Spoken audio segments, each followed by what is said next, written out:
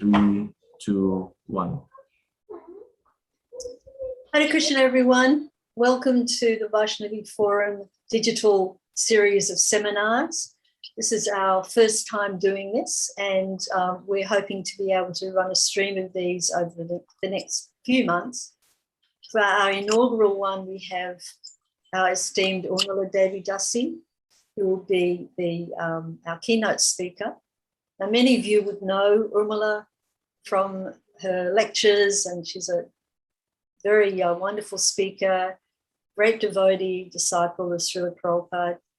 And she's been one of our most popular international speakers, and she's regularly graced the shores of Australia. And we're very grateful for that. And so we're delighted to welcome her as our keynote speaker for the first of the Australasian Vaishnavi Ministry digital series. Now, Urmila Prabhu has served ISKCON since 1973. Well, she's been initiated in 1973 by Srila Prabhupada, and she's been serving non-stop since then. And she was entered the Vanaprastha order in 1996. And Urmila has 3 married children, I believe, and 14 grandchildren, which is really amazing, and 2 great-grandsons. She has a PhD in education and was a primary and secondary teacher for 27 years and has 19 years of experience with school management. So the topic that Urmila is going to be speaking on is one that she is very, very expert at, which is all about giving Krishna consciousness to children. So how to transmit that culture of Krishna consciousness in a really authentic and valuable way. And amongst many of the other accolades that we can attribute to Urmila, she's the chair of the Sastrik Advisory Council to the GBC. Whenever I have any philosophical questions, she's one of the first people that I turn to. Urmila Prabhu, can you please explain this? So she's very erudite. She was also the associate editor for Back to Godhead for 30 years. And she's a professor of sociology of religion at Bhaktivedanta College while that program was running. And she's also a many published author, much published author. And some of her very popular books are Dr. Best Learn to Read, and it's an 83-book literacy program for children. And one of my grandsons, well, I have one grandson, and he loves her books. He's learnt to read from them. Some of her other books are The Great Mantra for Mystic Meditation, Essence Seekers, and Sri Mana Shiksha. And they're all available on Amazon. So welcome, Urmila Prabhu. Thank you so much for participating in the Australasian Vaishnavi Ministries Vaishnavi Forum digital retreat series. So but over to you now, Urmila. Thank you. Hare Krishna. Hare Krishna. Nama Om Vishnu Padaya Krishna Prasthaya Bhutale Srimati Bhaktivedanta Swami Niti Namane Namaste Sarasvati Deve Gauravani Pacharani Nivasesa Suniradi Bhaskatyate Shatarani Panchakalpati Paschakri Pasandavi Vatapati Tanam Pavane Yo Vaishnave Vinamo. I just want to say first that there's so many of you that it's nice to see, at least virtually, Rasayatra, Krishna Loka, Leela Mahi Subhadra, Vaishnavi. I miss all of you so much. It's been so hard not being able to go anywhere. And at least I'm getting to see you here. So that's, Krishna's very kind. At least he's allowing that, some virtual association. So quite some years ago, let's see, how many years ago is this? Probably close to 20 years ago. I did quite a bit of research as to the children who were brought up in our movement and what was it that made them decide to practice Krishna consciousness as an adult? What was the really important and deciding factor for them? And then I also looked at the research in general as to why is it that some children take up the culture and practices of their family and their society, and others don't. Now, of course, there's always individuals and there's always reasons for individuals that are going to be exceptions to the norm, but we can isolate 4 very important keys. And each of these keys are so important and so powerful that if only one of them is present, a person may be inclined to take up Krishna consciousness. Now, as we go through this, it will become very obvious that these 4 things we're talking about don't just apply to children and raising children or even teenagers. They apply to everyone. And they're really crucial as to why someone decides or not to dedicate themselves to the practice of Krishna consciousness. And we're looking at this as the culture of spiritual life. So not only why somebody wants to take up spiritual life, but wants to have the whole culture of Krishna consciousness. And usually when I do this live, I ask that people first think about what is it in our own life that made us decide what values we wanted to follow and what kind of person we wanted to be. So I know a lot of you are watching this on Facebook and on YouTube. We only have 41 people here on Zoom, but at least those of you on Zoom, if you could just write in the chat, just 1 to 3 words maybe. What was it in your own life growing up as a child that made you decide what kind of a person you wanted to be, what kind of values you wanted to follow, what kind of culture you wanted to follow? If you can just put that in the chat.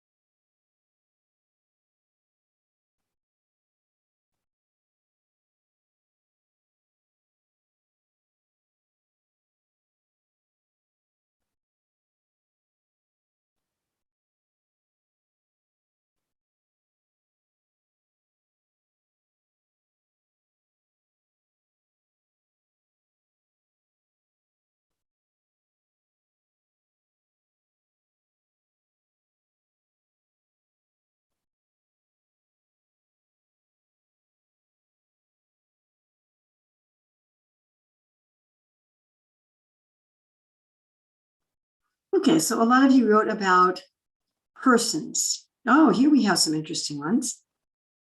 Okay, some deep experiences. Okay, pastimes. Mostly this was parents learning from experiences. Thank you. Now, a few of you put just examples, and it's very interesting that if before I did this research, if I had been asked this question, say, when I first became a parent at 19, what would be the most important way to teach your children about Krishna consciousness? I would have answered example, set a good example and teach your kids good habits. That was basically what I saw as the response. And if we think about what the world was like before the Industrial Revolution, people didn't travel very much. They didn't communicate much with people in distant places. I mean, even when I was growing up, I had a sister who, when I was 1 year old, went to study abroad, and she married a foreigner and she lived abroad. And we couldn't communicate with her. I mean, until I was quite old, there wasn't a phone. There wasn't a transatlantic phone cable. And letters took a long time. Even the fast airmail letters took quite a long time. And I remember my father buying a tape recorder. I mean, that was a big thing, a tape recorder. Now we have it on our little phone, but it was a big thing, reel to reel. And we would make a recording and we would send the tape overseas. My sister and her husband would play our recording, then they would record over it and send it back. My point is that there wasn't much communication outside of your local area. What that meant was, and also people lived in smaller population areas. There weren't like millions of people living in one city, which meant that example was much more powerful. So if you're in a village and pretty much everyone in your village follows the same social code, moral code, religious behavior, then that's going to be the only example that you see. You're not going to see a lot of contrary examples. And as children naturally imitate what they see, and there's basically one standard to imitate, you're not going to need much more than example. You're really just not. And so whatever is going on in your society and whatever habits you have, that's what you're going to become. Now, that's not the case today at all. So our children are seeing, first of all, even in our own devotee community, children see a wide variety of examples. They just do. We can say we wish they didn't and try to control that, but I haven't seen that it's possible to control that. You know, just you may not have a TV in your house, but they'll see TV and movies at their friend's house, or they'll see it on a phone or something. And kids are going to be exposed to a huge variety of lifestyles and ideas and thoughts from a very young age, no matter how much we try to prevent that. And certainly they're going to be exposed to those things once they get older. And therefore, although example is still very important, it's not that example isn't important. Example is no longer going to be the primary way of transmitting spiritual life and culture to our children. It just simply isn't. So what are we going to look at? You know, a lot of you wrote about people. A lot of you wrote about people. But what is it about people that really makes a difference?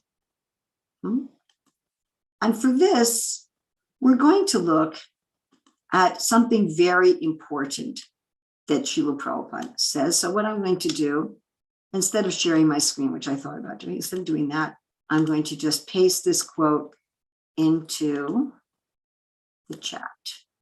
Oops. Everybody. And here's another quote in that regard. Okay, there you go. So Srila Prabhupada here is speaking about the importance of a loving relationship. There's a very famous animal trainer and psychologist named Karen Pryor. She's written a book called Don't Shoot the Dog. And there she writes about how, in her experience of training animals, that very young animals do not respond much to punishment and reward, but they do respond to love. And her conclusion is that we living beings are not wired to obey, but we're wired to please. You'll notice even with very young children, they want to please their parents. They want to please their family members. We human beings will model ourselves after people that we admire and that we want to please. That fact operates to some extent, even with people who we don't personally know and who don't personally know us. For example, you'll sometimes see that people will model themselves after some celebrity. You know, they'll have the celebrity pictures up on their walls and they watch everything with that celebrity and so forth. And again, they don't know him personally, but because they really admire the person and they're thinking, if I behave in such and such a way, the person will be pleased with me. So this principle operates even stronger, even more strongly when we really do have a relationship with the person. So I always give the example of my own childhood with my own parents. When I received Gayatri Diksha from Srila Prabhupada, my father became a life member. He handed the life membership check directly to Srila Prabhupada. After we had met Prabhupada previous to that. And Srila Prabhupada said, good father, good daughter. Now, my father was the CEO of a multinational company. He was also a temple president, not of a Hare Krishna temple, obviously. But he was a very busy man. And yet every morning he would spend about 2 hours with me from the time I was 2 years old until I went away to university, until I went away to college. So he would get up early, about 5 o'clock, and I would get up sometime between 5 and 5:30. And until I had to go to school or when I was very little until he went to work, we would spend time with each other. My mother would wake up late. My mother would stay up late and wake up late. So I didn't see her in the morning. And my father would tell me stories. He would play games with me. I remember he had a Polaroid camera and he would take pictures and develop them. And I was thrilled with that. I had a little pet turtle and he helped me write a book about my little pet turtle, and he would read books to me. And we each had little dolls named Ginger. I had a Ginger doll. He had a Ginger doll. They would talk to each other, and he would make my breakfast. My father never cooked a day in his life, but he would squeeze fresh orange juice, and he would make me toast and with butter and honey on it, or make me cereal with butter on it and honey on it. He loved butter and honey. And because of that, I developed this strong relationship of love and trust with my father. When I was 3 years old, my father said, "Don't ever smoke." At that time, there weren't like the Surgeon General's warnings on cigarettes and things like that. And smoking was very common in society. He said, "Don't ever smoke." And because he said that to me from the time I was 3, I never smoked. I mean, in high school and secondary school, most of the other kids were smoking, but I never did.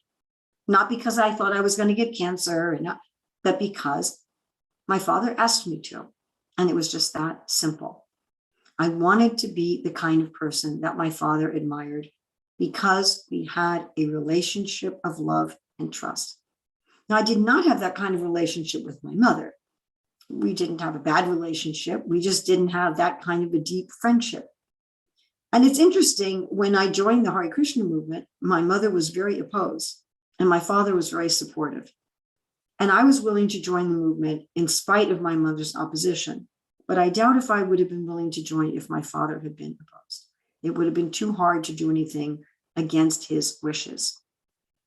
Now, this love and trust I had from my father was not because he was my father.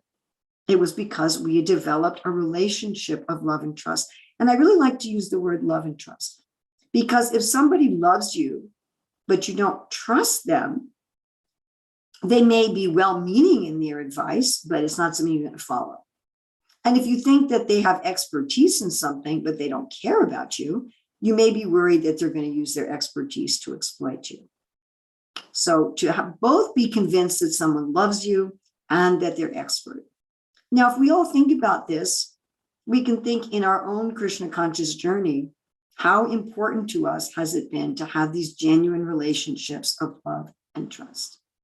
And if we have just one person, one devotee that we have this kind of relationship with, we may stay in Krishna consciousness just to please them. Now, technically, you would think that person might be the guru or a temple president, but that's not always the case. Because again, it's not something positional. It's not a title. It's not that just because I'm the guru, or just because I'm the temple president, or just because I'm the parent, or just because I'm the teacher, the person is going to want to follow me. No, it really comes down to this relationship. Okay, so our first key, and I'd like, we want me to read the quote out loud. Therefore, brahmachari means living under the direction of guru, gurur hitam. And gurur hitam, how can he be simply thinking of benefiting the spiritual master? Unless that position comes, nobody can serve guru. It is not an artificial thing. The brahmachari, the disciple, must have genuine love for guru. Then he can be under his control. Otherwise, why? One should be under the control of another person. And the other one is our society is like one big family, and our relationship should be based on love and trust. What I can do also is I can just share my screen for a moment. I don't want to do that all the time. But there you can see these quotes.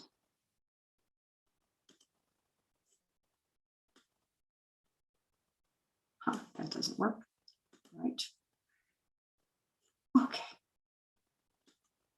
So I'd like each of you, if you can just write down relationships of love and trust. Just take a minute and write that down. Relationships of love and trust.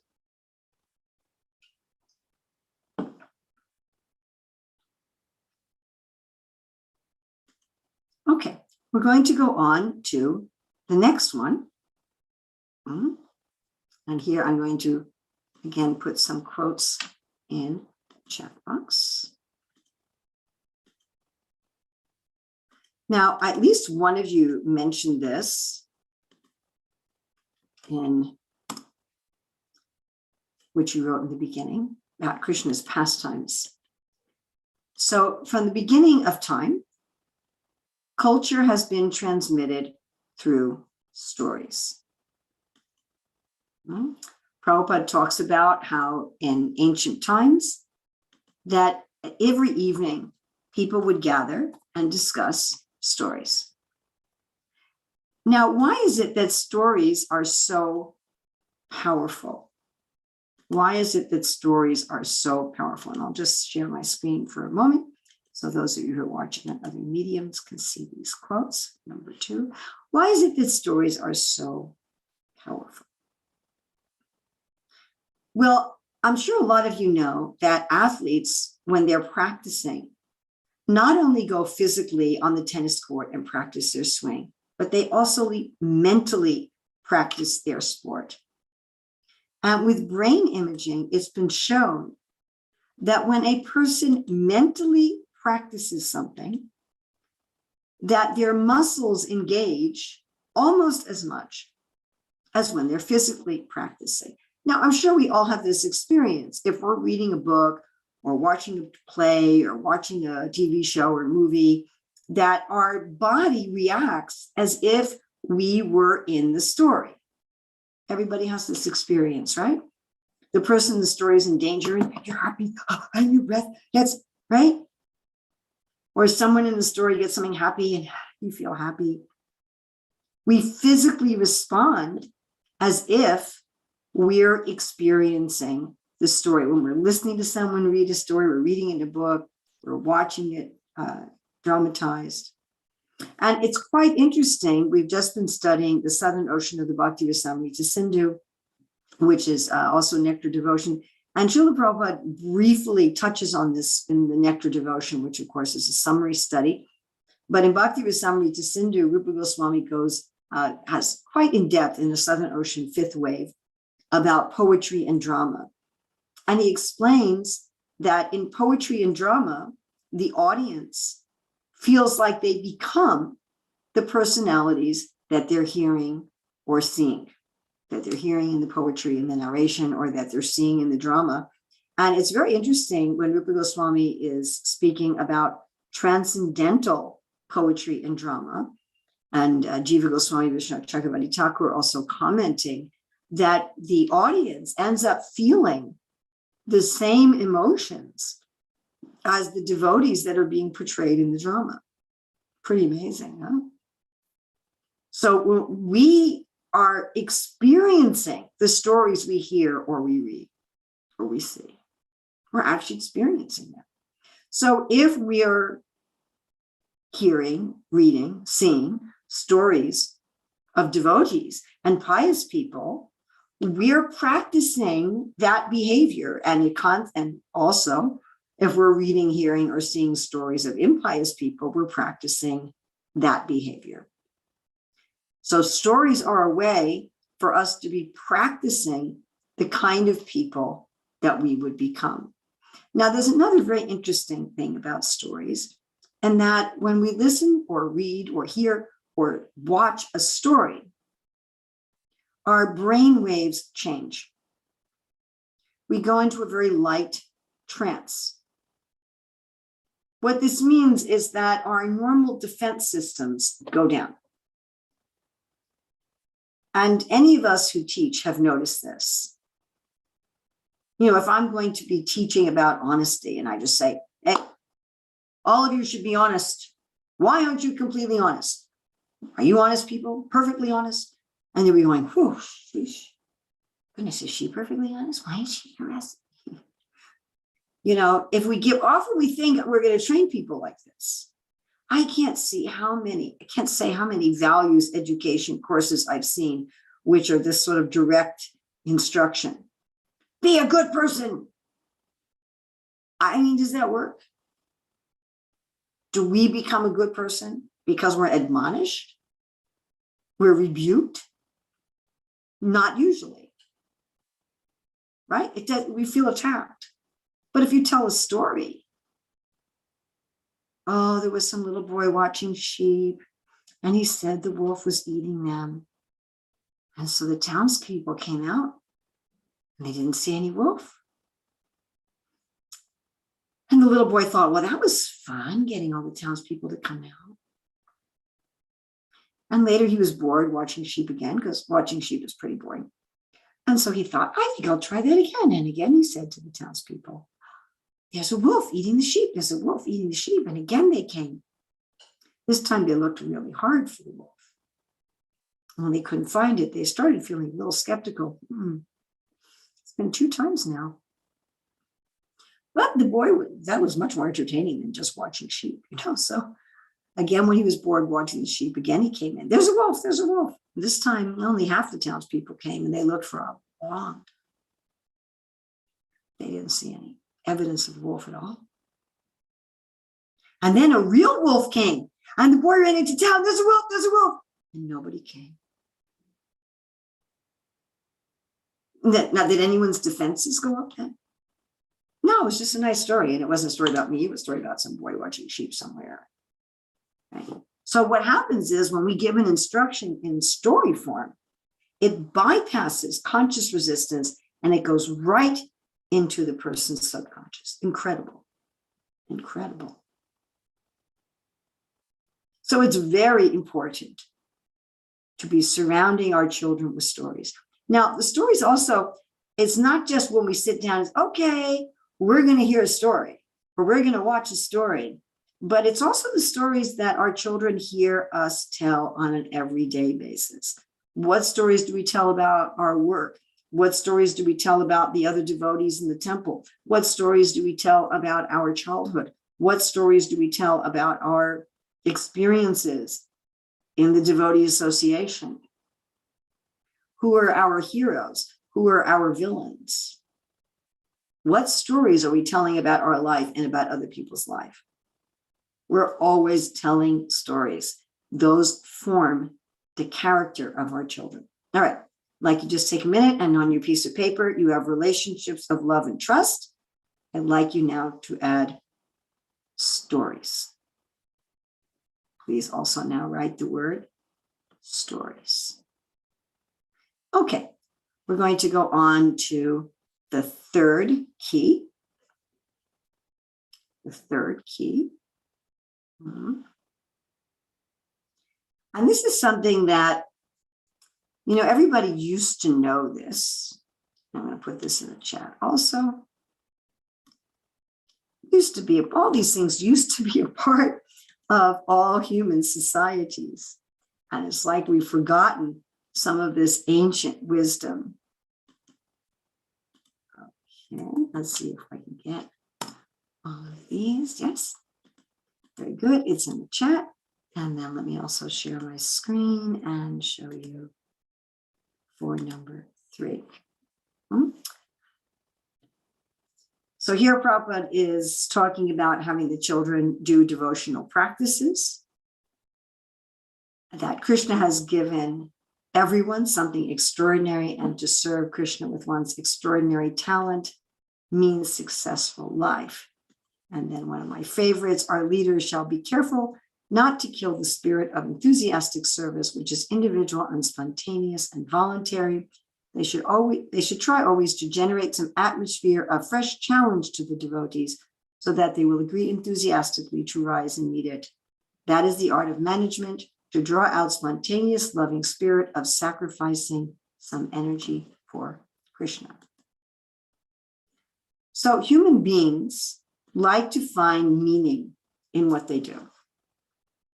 One of the big differences between animal life and human life is that humans want to find meaning to everything.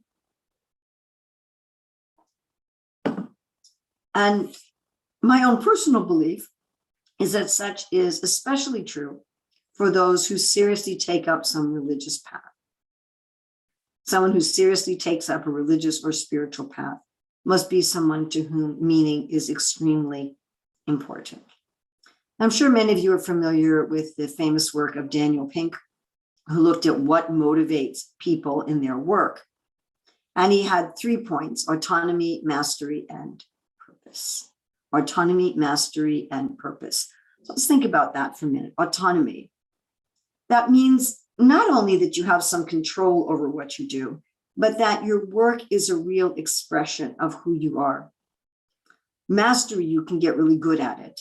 And purpose, you're doing it for a higher purpose. You're doing it for something beyond yourself. Now, if we think about what does perfection in spiritual life mean? What do we mean by perfection?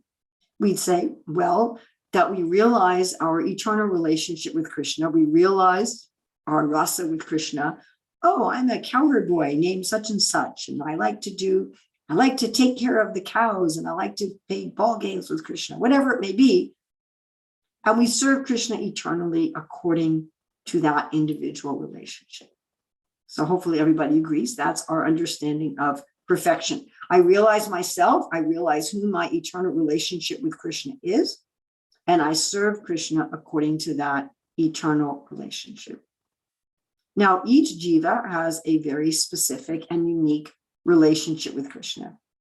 In Ujjwala Nilamani, Rupa Goswami identifies 360, I believe it is 350 or 360 different varieties of gopis, but he says actually the varieties are unlimited.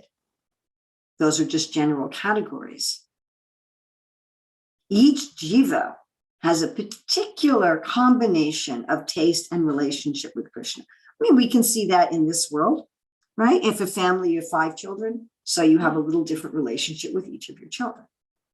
Even if they're twins, even if they're identical twins, they don't have the identical relationship with their parents, right? So that's perfection, being fully who I am, me, offering something that I uniquely can offer, that only I can do, doing it to a high level of mastery for a higher purpose. Now, we're going to be really cynical here and say that materially, it's very difficult to achieve this. Because materially, it's very difficult to achieve any kind of higher purpose. Everything in this world is very, very temporary. Bhutva praliyate. We do a lot in this world and then smash, bang, it's finished. Right? Like sandcastles on the beach. Yes? So all of you in Eastern Australia or Western Australia and all of you in New Zealand, you all go to the beach. It goes away. I'm sure you've seen sand art, right? People who make art in the sand. So what we do in this world is like that. We may think, well, I'm going to do this thing for a higher purpose. And then how can we do anything beyond karma materially? I can't do anything for anyone else that they don't deserve. That wouldn't be fair, would it? I mean, all I can be is a delivery person. I can be, FedEx, UPS, DHL delivery person. I can only deliver what you order and you've paid for. So on a material level, I can only give you the results of your karma. So how am I really doing something for a higher purpose? It's pretty hard. It's actually kind of discouraging. Yeah. But if I'm doing something for Krishna, if I'm doing something to try to please Krishna, whether or not materially it's successful, that is very satisfying. If I do some service that has meaning, and if it has meaning in terms of it's my contribution, what I particularly can contribute, and it's being done for Krishna, and I feel that I can learn to do it well, I will feel very satisfied. When a person is working like that, they enter into a state that psychologists and sociologists call flow, which was extensively described by the researcher Mikhail Csikszentmihalyi. This state of flow is almost like samadhi. And again, we've all experienced this. We're working on something, and while we're working on it, we forget to eat. We're like, oh no. Oh, the prasadam's gone now. I forgot to get any. You just forget to eat. We forget to sleep. Or we just don't care. Like, yeah, I'll go to sleep in another hour. It's just a little bit longer. I just want to, we become so absorbed. We enter into like a state of samadhi, full absorption where everything else just recedes into the background. And that state is so pleasurable, even materially, even if one is working, as we were saying, can't ultimately have ultimate meaning materially, but if one has this autonomy, mastery, and purpose, even on a material level, it's extremely satisfying. But imagine how much it can be satisfying on the spiritual level. And we who have spiritual knowledge, we can actually give somebody meaningful work. Now, even in this world, we have our particular nature. It's temporary, it's external, it's superficial, but it is our nature in this world. And Krishna is very firm, especially in the 3rd and the 18th chapter, that we should be working according to our nature, and we should not do someone else's nature, even if we can do it well by avaha. Someone else's nature will become a source of fear, become like a vehicle of fear. Mm-hmm. When we work according to our own nature, we get very intrinsically satisfied. I'm being who I am in the service of something greater. And if I don't act according to my nature, then I become very dependent on external motivations and external satisfactions. And therefore, I become very fearful because those are not under my control. So one of the most valuable ways that we can have our children want to be engaged in Krishna consciousness is to engage them in Krishna consciousness according to their nature. To engage them in Krishna consciousness according to their nature. And it should be something meaningful service. Many times the kind of things that I see adults having kids do is meaningless. I have visited so many temples. It's a Sunday feast, and they trot out the Sunday school kids, and the Sunday school kids show their little drawings. Here's my drawing of Lord Ram. Here's my drawing of Hanuman. I mean, the kids like doing it, but it's meaningless to the community. Nobody cares, really. The parents try to find a way to discreetly throw the picture in the trash so they're not accumulating 300,000 pictures. And nobody in the audience really cares except for the relatives. Everyone else is just like, okay, nice little cute kids. Heaven's prasadam. And kids know that, even at a young age, they know whether or not what they're doing is meaningful, whether it's really making a contribution. And that can begin as young as age 4, certainly by age 11, and for sure by age 14. For sure. I mean, we have a little homeschool co-op here on the temple property, and every day for physical education, part of what the kids do is they do some meaningful service around the temple. You know, we have a number of these kids who help, well, like actually quite a few of them are already second initiated, and they're already cooking for the deities. And one of our high school students, who's one of the main pujaris on the altar, they're doing really meaningful service. I knew one temple where there were these kids, they were in government school and their parents weren't really strictly following, but the temple president engaged them in taking care of the temple garden.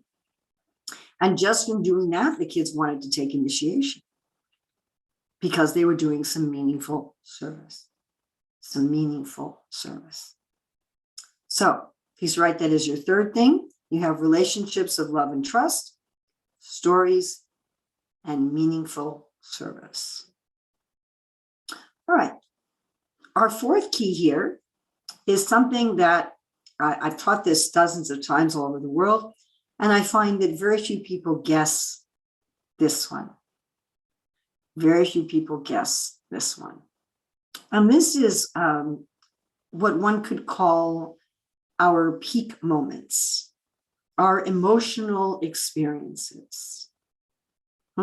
So I'm going to again put some quotes in the chat window. Okay, I'm going to put this in 2 pieces because usually they won't all fit. months. So, okay, it's the first batch. And here's the next. And then I'm going to go briefly and share my screen. Okay, so here Srila Prabhupada is talking about joyfulness. Here he's talking about joyfulness, not using force or punishment, and have things being simply joyful and joyfully performed.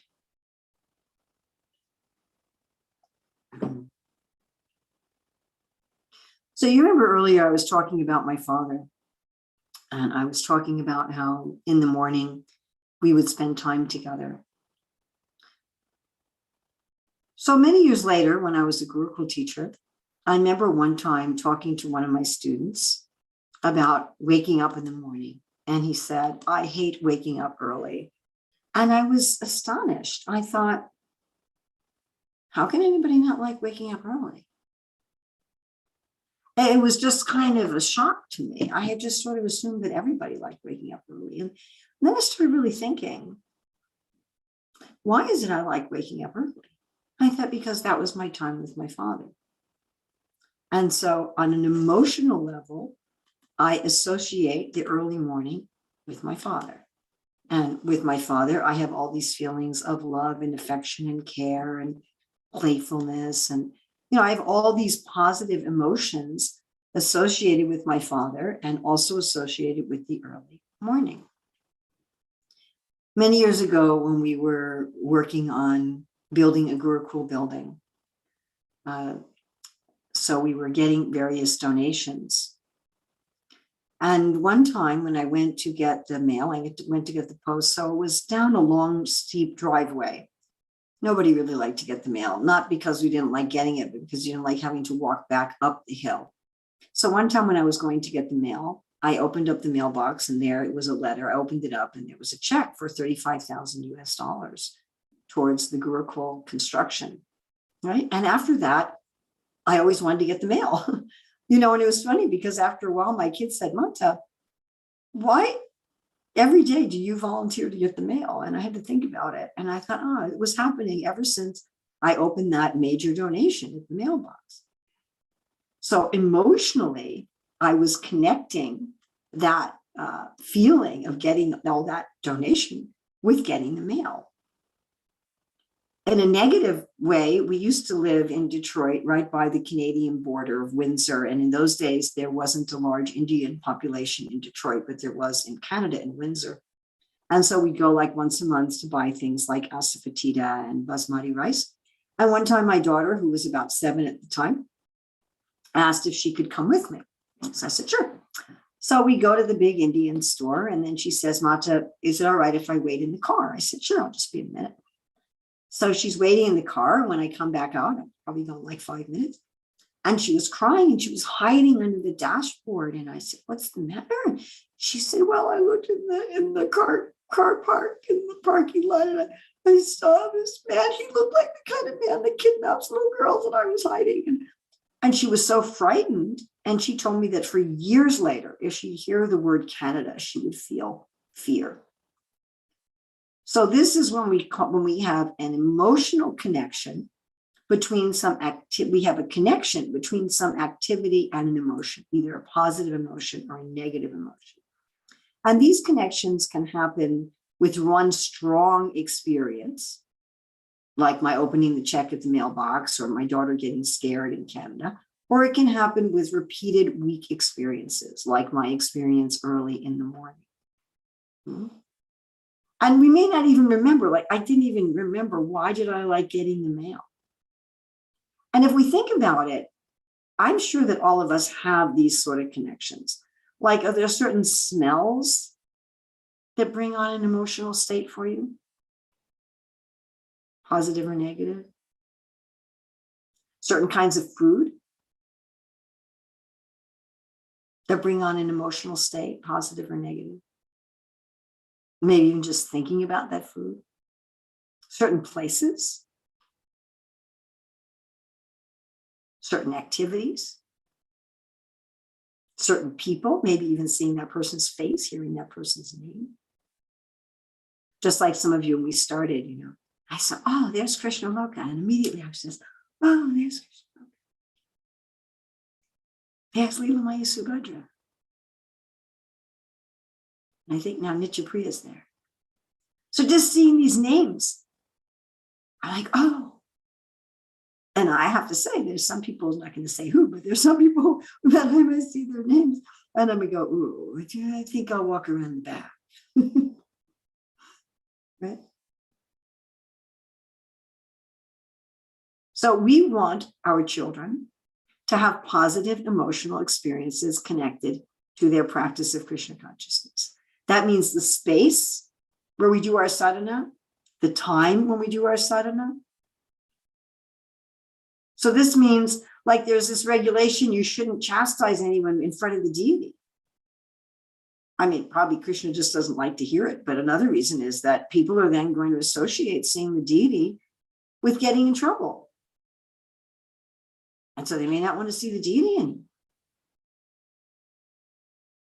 If you need to, if your child's really misbehaving during japa time, unless it's an emergency, it's better to correct them after japa time is over. And if you absolutely need to correct them during japa time, at least remove them from the place where you're doing your sadhana. And to really work at having their time in Krishna consciousness be fun, be joyful, be emotionally satisfying. Whether it's through peak experiences or whether it's through repeated weak experiences. So let's add that number 4, positive emotional experiences. Please write that down. So you have relationships of love and trust, stories, meaningful service, and positive emotional experiences. And again, each of these are so powerful that a person is likely, even with just one of them, to mold their life accordingly. What to speak of if all 4 of them are present. So I was asked to leave some time for questions. So I've gone over this very, very briefly. Sometimes I've had this seminar for like an hour and a half.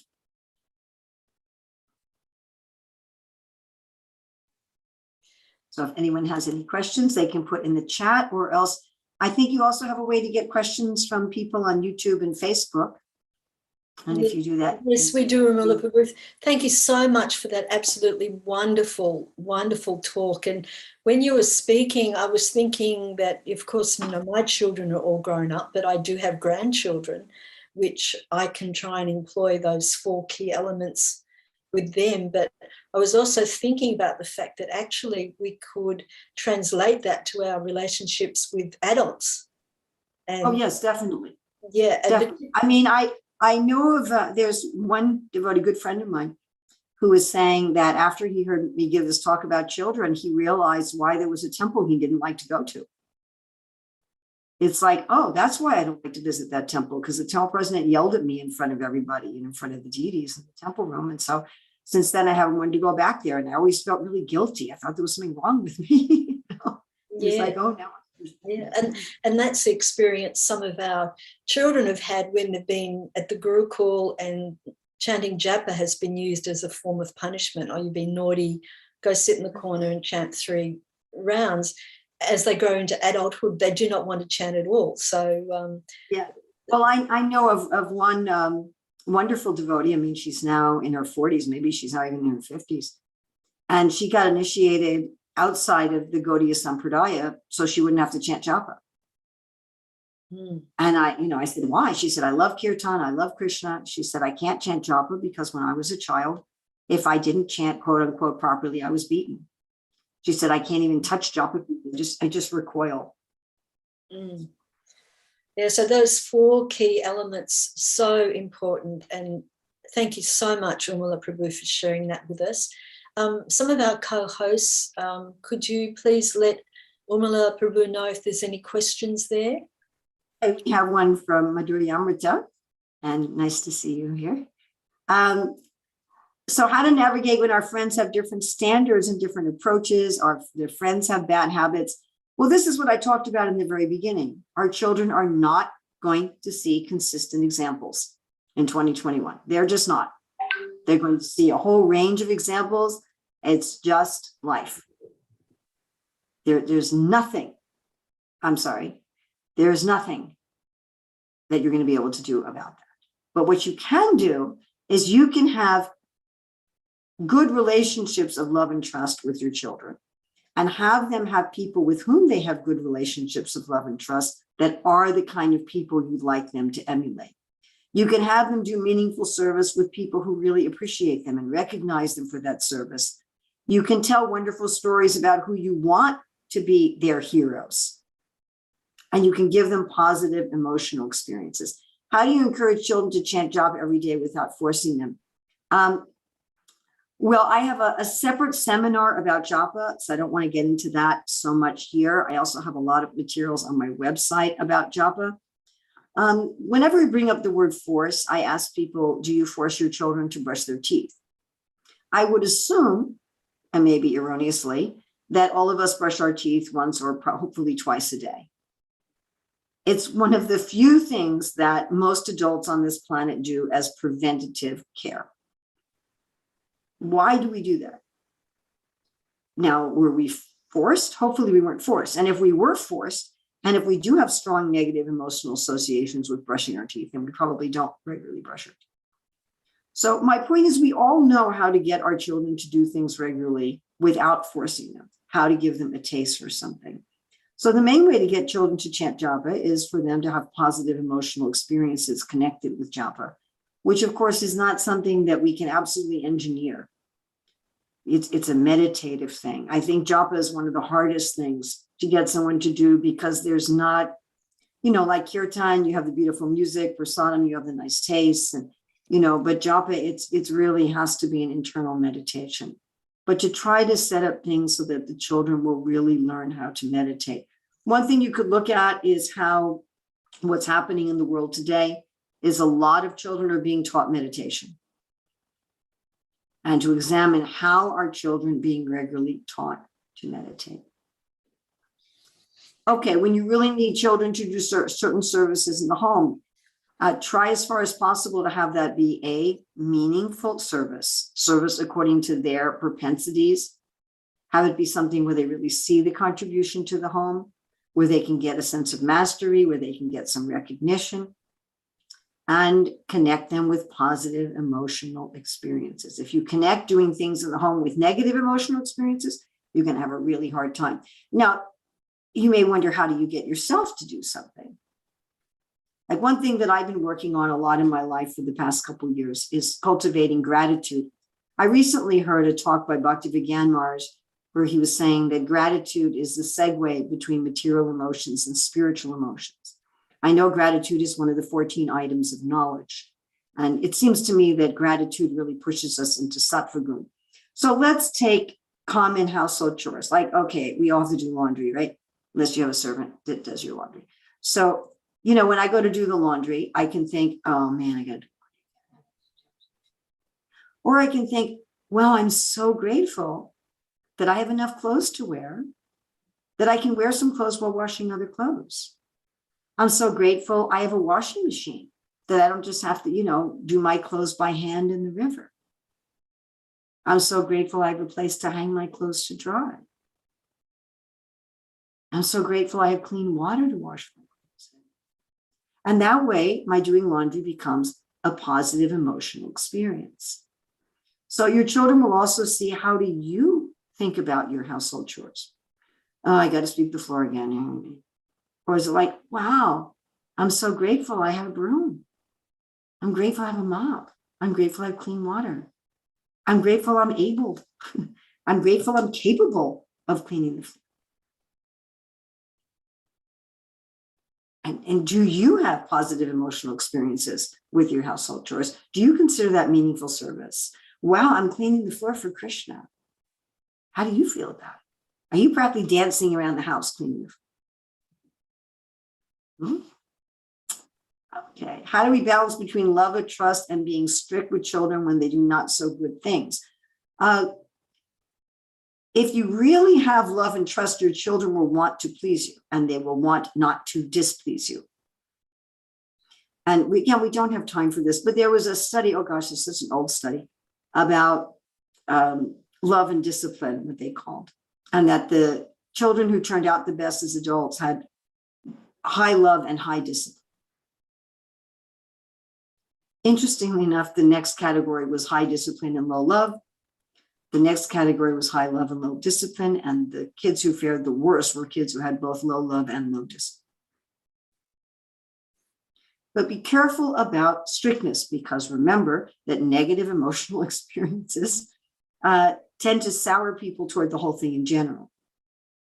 We do have another seminar about 8 ways of changing behavior, and I would really, I'd recommend that you look that up. Also on my website, I have some printouts and handouts about 8 ways to change behavior. Punishment is only one of 8 ways. It's effective rarely and only in certain situations. And it's good to learn a whole toolbox of how to help your children change their behavior rather than just punishment.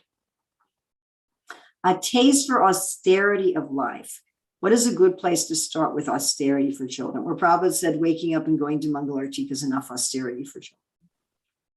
And Mangalarti can be fun.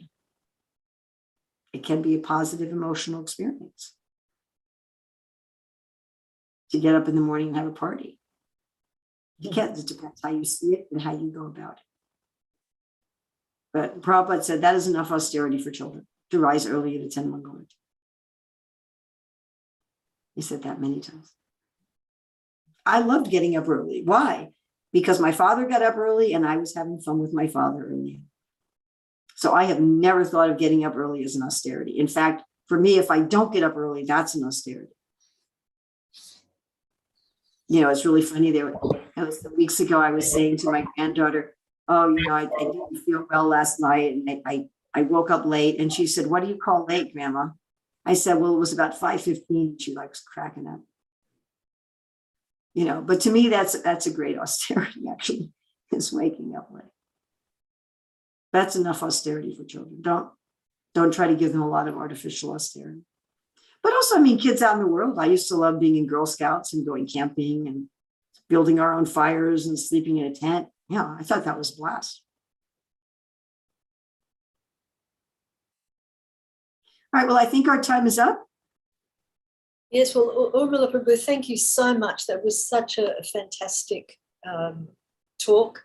I wish we could go on for hours, but we'll be doing more of these series. So I will certainly be inviting you to come on again, to come on board. It was really fantastic. And I took away a lot from that. And what a wonderful man your father is or was. I don't know if he's still with you, but for someone who was so busy, yet he had that intelligence to spend that time with you. And it certainly paid off because you're a very great example for all of us to follow. So thank you so much.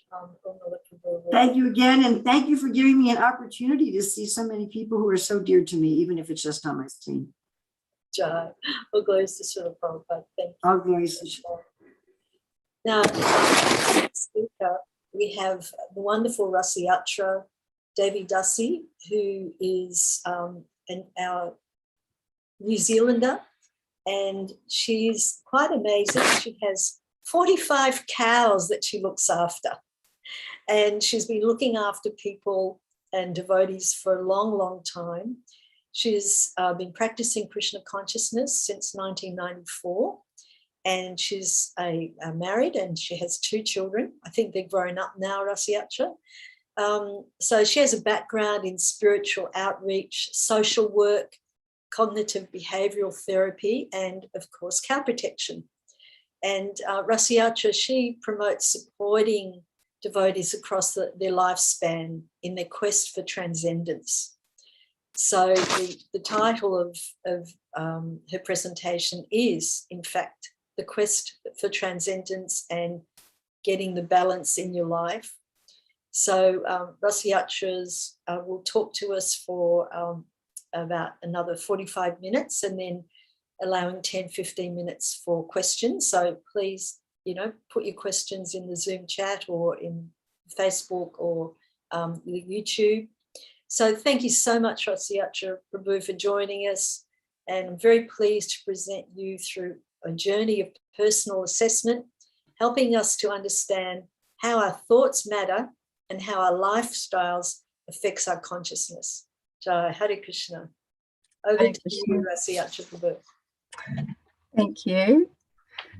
Can everybody hear me okay? Hope you can hear me okay. Yes, I can hear you. Great. So thank you for having me on here today. It's lovely to see some faces I know and some faces I don't. I thought today's session might be really, it's really hard to follow on from Urmila Prabhu, you know, such a wonderful, mature devotee. And I really, really liked those sort of key things that she picked up on, which are really actually important for good mental well-being. So those 4 keys that she talked about in terms of raising kids.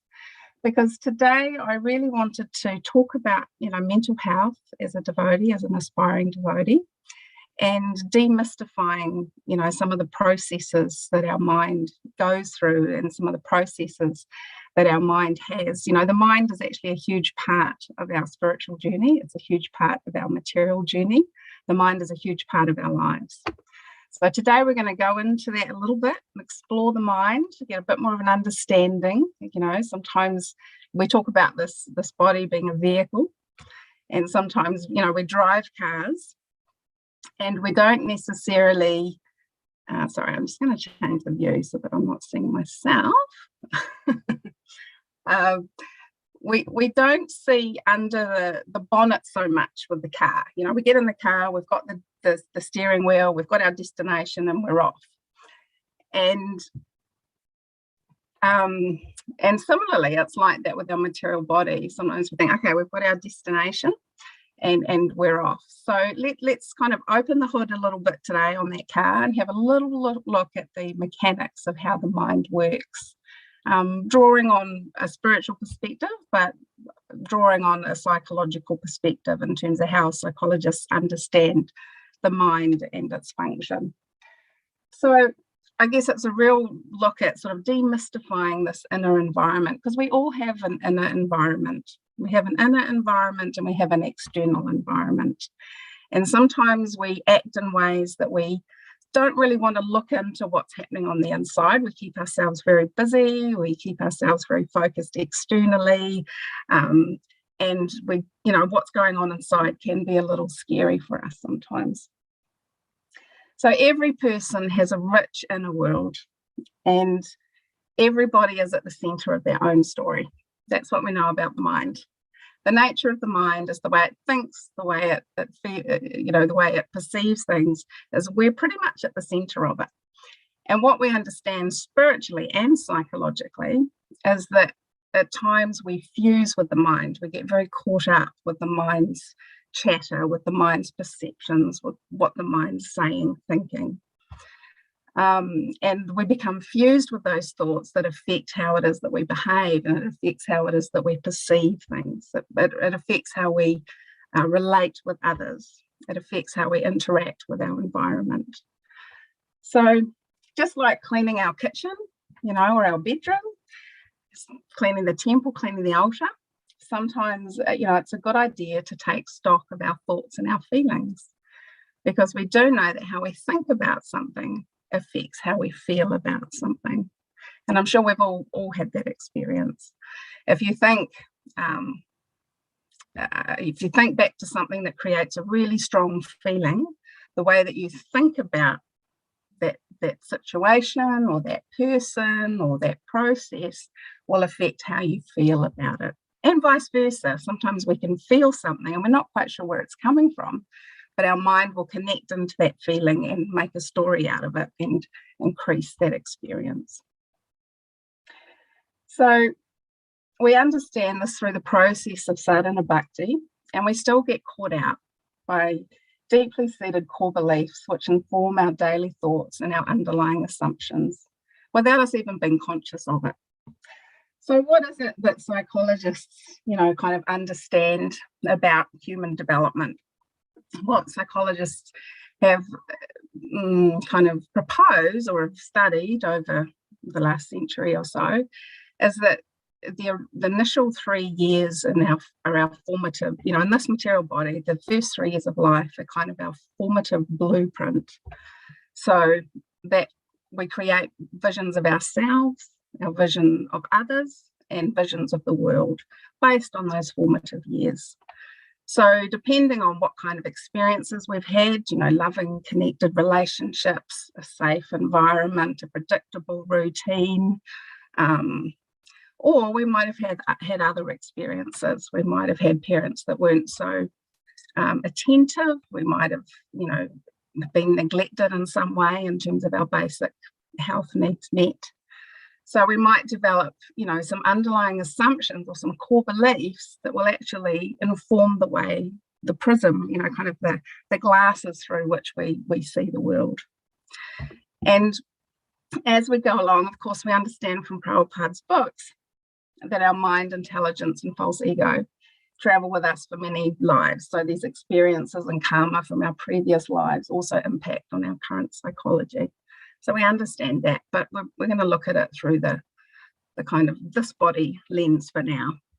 So these initial kind of blueprint, those first 3 years, which, Urmila Mataji talked about in terms of raising our children, is those relationships of love and trust are so important. The stories, what we're hearing around us create our narrative for how we view the world. Is it a safe place? Is it a dangerous place? Is it a loving place? Is it, what is the world going to be to us? And those positive emotional experiences are going to help us link in with if something's a safe, good experience, or if something's not so good. And that's going to, kind of develop the blueprint for how we go into life and see things. So the latest wave in psychology is something called psychological flexibility. So because of these perspectives that we develop, through this lens of these initial formative 3 years of life and how we view things, we can develop underlying assumptions and rules that we buy into that we may not even be conscious of, but that affect things. So when is it that, internal environment, or when is it that our mental health or our emotional health is needing a bit of attention? How do we know? Because we all have emotional health, we all have mental health, we all have minds. So how is it that we know when it's becoming, not so helpful for us? It's when we,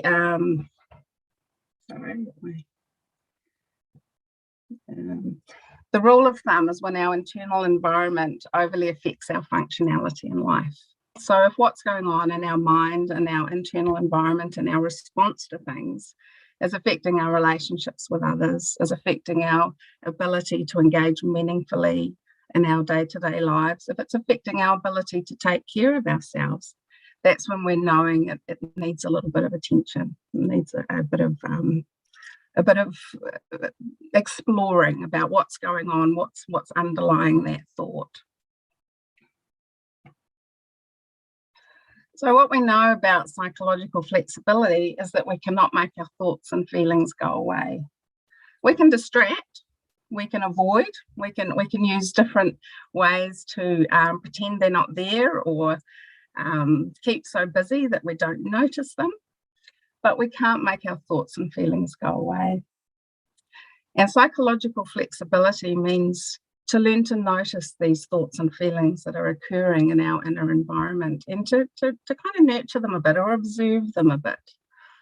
Because when we have thoughts and feelings, they are trying to tell us something. And if we can go back a little bit deeper and try and understand, what's under this thought, what's making me feel this way about a particular situation or a person, then, with a bit more knowledge and insight and wisdom, we can make more sense of a situation, rather than this getting fused with a thought, fused with a feeling, and just getting racing away with it. So psychological flexibility means to kind of learn to observe some of these thoughts and feelings rather than get caught up with them and carried away with them. A bit like a radio station, when you're tuning into a particular station, there's different stations you can tune into. So sometimes the intelligence and the soul, it tunes into what's going on in the mind, and it becomes caught up in it. So stepping back, kind of observing it, noticing thoughts, feelings, sensations, taking a bit of a back step is really helpful and healthy in terms of psychological flexibility, because some of these thoughts and feelings that come in and affect us in our day-to-day life are from places that may no longer fit with, what it is that we're actually, who it is that we're wanting to be, or what it is that we're choosing that we want to do, or how it is that we want to progress in our bhakti. We can be hanging on to unhelpful thoughts, unhelpful feelings that no longer are relevant to us, who we are here right now.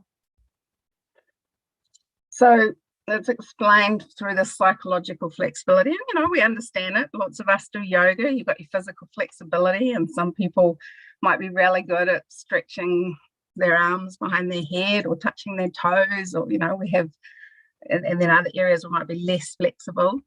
So similarly, psychological flexibility or an understanding of your inner world and how it functions is really useful self-knowledge in terms of helping us develop on our path to Krishna.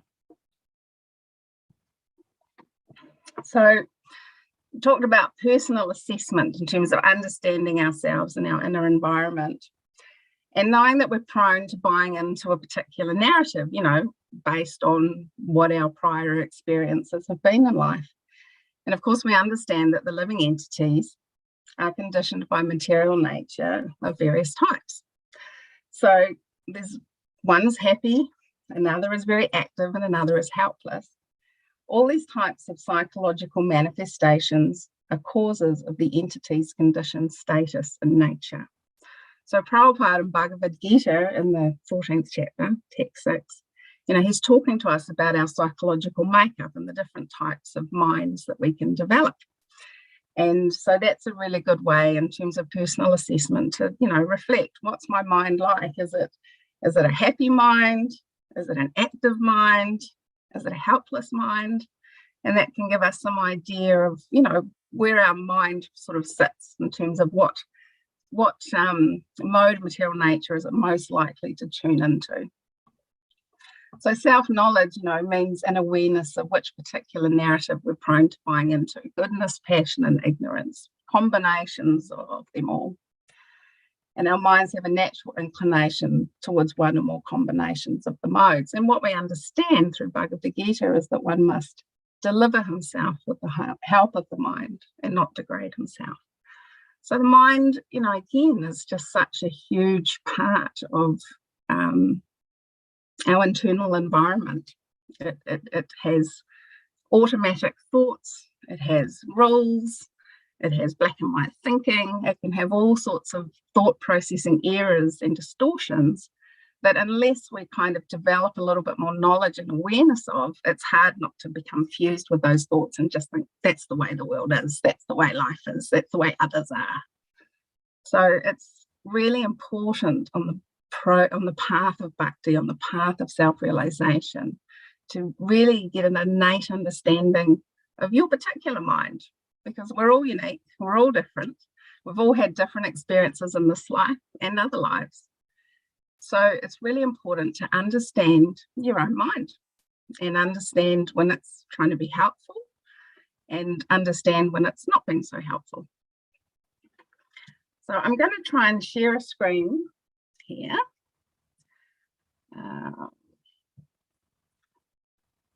Okay. Yeah.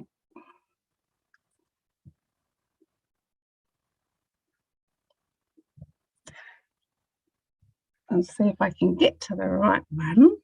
Hang on, sorry. Okay.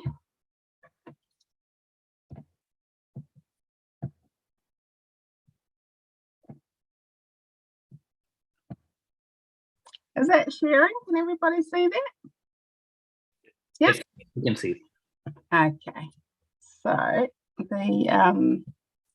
the transdiagnostic process. So these are some common ways that our minds work. So we've got avoidance, It can be external. We might avoid people, places, or situations, or it can be internal. We might avoid thoughts, feelings, or sensations. One problem with avoidance is that it doesn't give us an opportunity to find out how well we coped. So I put an example there that Davy was so anxious about something catastrophic happening if she tried to give the Srimad Bhagavatam class that she never gave one, despite all the devotees encouraging her to. So I'm sure that will resonate with some of us. So we can avoid things that we know we want to do, that we know it's going to bring us closer to being the devotee we want to be, but just can't do it. It's going to create too many unhelpful thoughts, feelings, sensations. It might be a place, it might be people. So another way that the mind tricks us is biased attention. So our attention is biased when we only notice part of a situation. So a common problem is that we only pay attention to our failures and ignore our successes. We get a biased picture of ourselves. So an example there is that Bhaktidas has been hurt in the past, and he's always on the lookout for ways he could be hurt again, and was very quick to notice when people were acting in ways he felt threatening. He was surprised that his devotee friends didn't see the dangers he saw. So that's a way that a mind can work. We have some more, so biased thinking. So there's many unhelpful thinking styles that mean we think about things in a wonky or an inaccurate way. So thinking in a biased way means that we're likely to reach biased conclusions. So it'll be a bit like a judge making a decision after only having listened to the evidence from the prosecution. So our minds can work in that way. So like Bhakti Thomas assumed that when people were looking at him, they were judging him harshly and would criticize him. In fact, people barely noticed him. So again, coming back to that idea that in our inner environment with our mind, we are central stage. We are the everything's going on in our world, in the way that we see things. We're the center of the show. And sometimes, you know, as we develop more kind of regulated thoughts and challenge some of the thoughts that we automatically go to, we can find there can be other reasons for things, not just the way that our mind's perceiving it. So repetitive thinking, don't know if anyone's had that experience. Sometimes that happens when you're trying to go to bed at night and you're thinking about lots of things for the next day, and it affects your sleep. But rumination means going over and over problems and asking questions like, why is my life always like this? So some ways of thinking don't lead to the kinds of answers that will help us. Psychologists have found that why questions are actually less helpful than how questions. So an example that Bhakti Naomi went over and over her problems, but never seemed to feel any better. She found it helpful to explore different ways of thinking. Because, you know, remember that our thoughts affect our feelings. So how we're feeling about something is often connected to the way that we're thinking about something. So some other processes, reinforcement. So we're more likely to repeat actions that are followed or reinforced by a good feeling, even if that behaviour is not good for us in the long term. So remember what Urmila Prabhu talked about, that positive emotional experiences, we're more likely to want to do that again. When we don't have positive emotional experiences, it's going to be harder because we're more likely to repeat actions that are followed by a good feeling. So we've got the example there, Bhakti Harry's toddler cried for sweets when she saw them at the supermarket. Harry brought some for his daughter to make the crying stop. And of course, the toddler was quick to notice the sweets next time they went shopping, because there's a positive reinforcement. Self-criticism means telling ourselves off for things we have done or are, if we think things we think we've done or are. In small doses, a bit of self-criticism might be motivational. Come on, you can do better. But it is more often the case that our self-criticism is said in a punishing rather than an encouraging tone. Some people's inner critic can be oppressive. So Vrindavan Dasi's inner critic would always put her down. It was quick to notice her faults, but never offered any praise. So these are some of the processes of the mind, and we might you know, identify with some of those more than others. These are some information processing errors. So psychologists understand it, that, you know, we hear what it is that we want to hear. We kind of have filters on. So we can develop sort of all or nothing thinking. Either I'm going to be a pure devotee or I'm not going to do anything at all. It's got to be one or the other. No middle ground. Catastrophizing, you know, when something, it's just the worst thing's going to happen. If I try and, you know, give this seminar today on the Zoom, the internet's going to go out, my power's going to go off. There's no point me doing it because everything's just going to go wrong. Disqualifying or discounting the positive. The mind just focuses on everything wrong with the world, everything wrong with my approach to sadhana, everything wrong with everybody else, and doesn't create room for, okay, yeah, and there's some good stuff. Maybe there's some other stuff going on, or maybe that devotee didn't mean it in that way. Or so, you know, these are some of the mind's tricks. Emotional reasoning. Not sure about that one, but I guess it's to come back to that. Labeling, you know, we label something, and, oh, this devotee's like that, or you know, the way I behave is just, you know, not okay. So we label something and then we live up to that label, or we think of people in a way that they live up to that label. Magnification, minimization, again, you know, a little bit out of balance. Mental filter, we're just taking in things that equate to our knowledge of ourselves, our world, and of our views of others. Mind reading, I've definitely done this one. I learned that in relation when I was doing some personal service for my spiritual master many years ago, and I remember him literally pulling me up and saying, well, "What are you, you know? Do you think you're a mind reader?"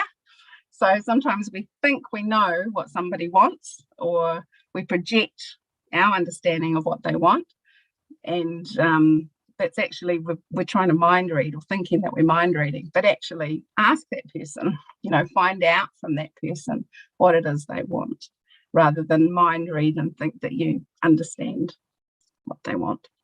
Overgeneralization, personalization, should and must statements, and tunnel vision. So all of these we can see, you know, in our journey, our bhakti practice from time to time, that we, as a community, as a society, and as individuals, we do sometimes fall into some of these thought processing errors and make sense of things through our limited senses that are actually also informed by thought processing errors, and in touch with a mind that is affected by the modes of nature, and a mind that has developed through our experiences. So there's a lot about our inner environment that needs a little bit of attention, in terms of, we can often put a lot of faith in our mind and senses. And although we hear through the Shastra and we hear through devotees, you know, don't put so much faith in your mind and senses, it's still what we naturally do, because that's our experience of existence. We're experiencing our life in this body through this particular mind and senses.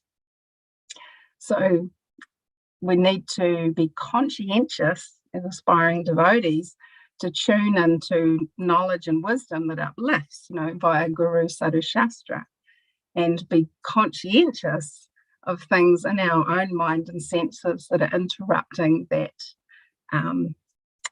that transmission from something that's a little bit beyond our inner experience.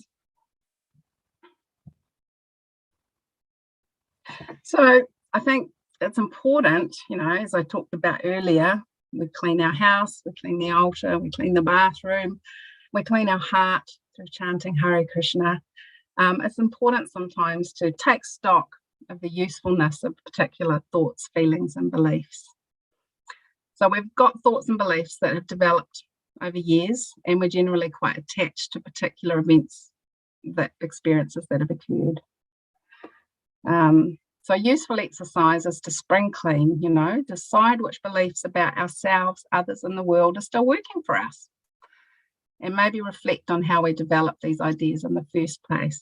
you know, sometimes doing a bit of an inventory back through your life, you can see, oh, so I'm thinking like this. Well, it makes sense because I had this experience. And I remember seeing a really beautiful intervention by a clinical psychologist with a young woman who'd had a very disrupted early life and had developed quite complex personality disorders and borderline personality disorder. And when the psychologist, you know, was trying to put it in simple language for this young woman, it was really amazing to see that she explained it, that, you know, when this little girl was 4, you know, that she was around some very traumatic experiences, and she had to take a lot of responsibility for her younger sisters. I'll see if I can get out of here. Sure. Yeah, so she took a lot of responsibility for her younger sisters because her mother was often not there, or was using drugs or alcohol, and she was not there emotionally, physically, or anything. So this young girl had to take a lot of responsibility for her siblings, and a lot more than most 5-year-olds would. And so her kind of attitude that developed, you know, through being, you know, having to be an adult as a 4 or 5-year-old, was that the world is a dangerous place. Everybody, you know, other human beings don't take care of her needs. The world sucks. She was very rebellious against this, that, and the other thing, because her experiences had been that the world isn't a safe place. Others aren't safe. And so the psychologist explained it to her that you know, like one of those little grow suits that you put on little babies, you know, they have the 3-month grow suit, and that goes to a 6-month grow suit. So one of those little suits that the baby's in, it's like she developed a type of thinking and view of the world that was based on her 4-year-old, 5-year-old view. So it was like a little grow suit that might have fitted then, but she's growing now. She's not in that situation anymore. She's not in a dangerous place. She's not having to be responsible for her sisters. Actions that she might have and thoughts that she might have had then no longer fit in the context of her being an 18-year-old person on her own.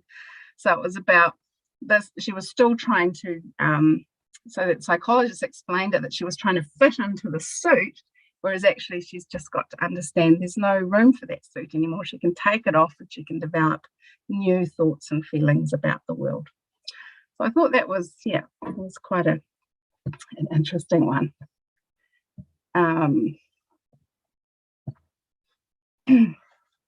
So this idea about creating space between our thoughts and our response to them. Be curious, observe how the mind is teaming up with your emotions and indeed your physical sensations in your body to draw you in. Because your emotions and your body, you know, they can be telling you something. And rather than seek to control the mind, step back and observe what it's saying. So that's the amazing thing about the process of bhakti, is that we do develop that ability, is to step back and observe. And psychology, interestingly enough, has gone sort of the third wave of CBT and DBT and the latest thing, acceptance and commitment therapy, has actually been informed by processes of meditation, of a knowledge that you're not the body. And they declare it. They say actually religions, old processes of transcendence and old cultures have so much more wisdom to help us understand how to navigate this mind and how to observe the mind, and that actually we're not the mind, we're spiritual by nature. And psychology is actually caught up with this understanding, which is really interesting. And there's this acceptance and commitment therapy they've done for the last 30 years. They've been doing studies and finding that the most potent form of mental health awareness and improvements and outcomes of mental health challenges is the ability to observe the mind, to observe the feelings, to observe what's going on in the body, and to understand that those things aren't you, they will pass. They're experiences that come and go, and that problems with our inner environment, with mental health, arise when we hook on to those thoughts and feelings and identify with them as the self. So this is actually what psychology is beginning to understand. And of course, what Prabhupada and what Krishna consciousness and what the books tell us, we already know this. We have so much wealth of knowledge that we can draw upon in terms of understanding the nature of the self as distinct from the mind. So I'm going to use a little bit of an example here. So I don't know if anybody has similar experiences. I'm just going to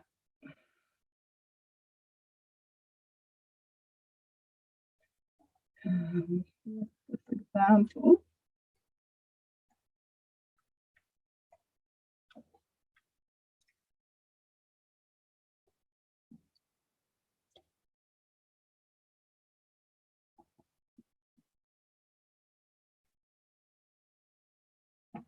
Okay, so I've got an example here of Govardhan Das.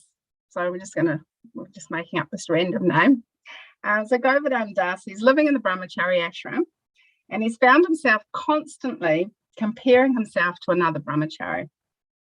So this bhakta, super bhakti brahmachari, he seemed to chant with such attention. He could memorize and quote slokas like the cascading Ganges. So all the devotees love him, Dr. Colin thinks. So Colin developed a belief that he could never be a real devotee, as he struggled to keep up with the standard bhakta, super bhakti set. So when Govardhan, when he reflected on the situation, and we can think of our own situations in terms of our own experiences in Krishna consciousness, and I understand that there's many people here from other parts of the world. We're based down here in New Zealand today. We've got cows mowing out the window, so I hope they don't disturb you too much. But when we think about situations that we've come across in terms of our development in bhakti, and our, we compare ourselves to others, or we become enlivened by some, or others, not so enlivened. But I'm just going to go into the kind of inner workings of the mind here for old Govardhan Das. So he's reflected a little bit more deeply on how these thoughts have troubled him. So he's feeling like, oh gosh, this devotee is really super at everything, and I'm just not. And these thoughts have reinforced that, I might as well just give up and leave devotee association because I'm just not good enough. I can't compare to super bhakti. So he's traced all, he's kind of got this he's realized he's got this kind of all or nothing kind of thought process going on. So I'm wondering what it is that we might say to Govardhan Das. I want you guys to call out to me. So unmute yourself.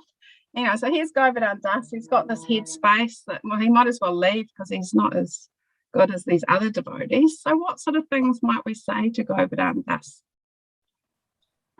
We could say to him, focus on what is good about yourself. What can you do that's individually unique, and not worry about, what super bhakta is doing, super bhakti bhakta is doing, but what can you do? Nice. Anyone else got some ideas? Help out Govardhan Das here.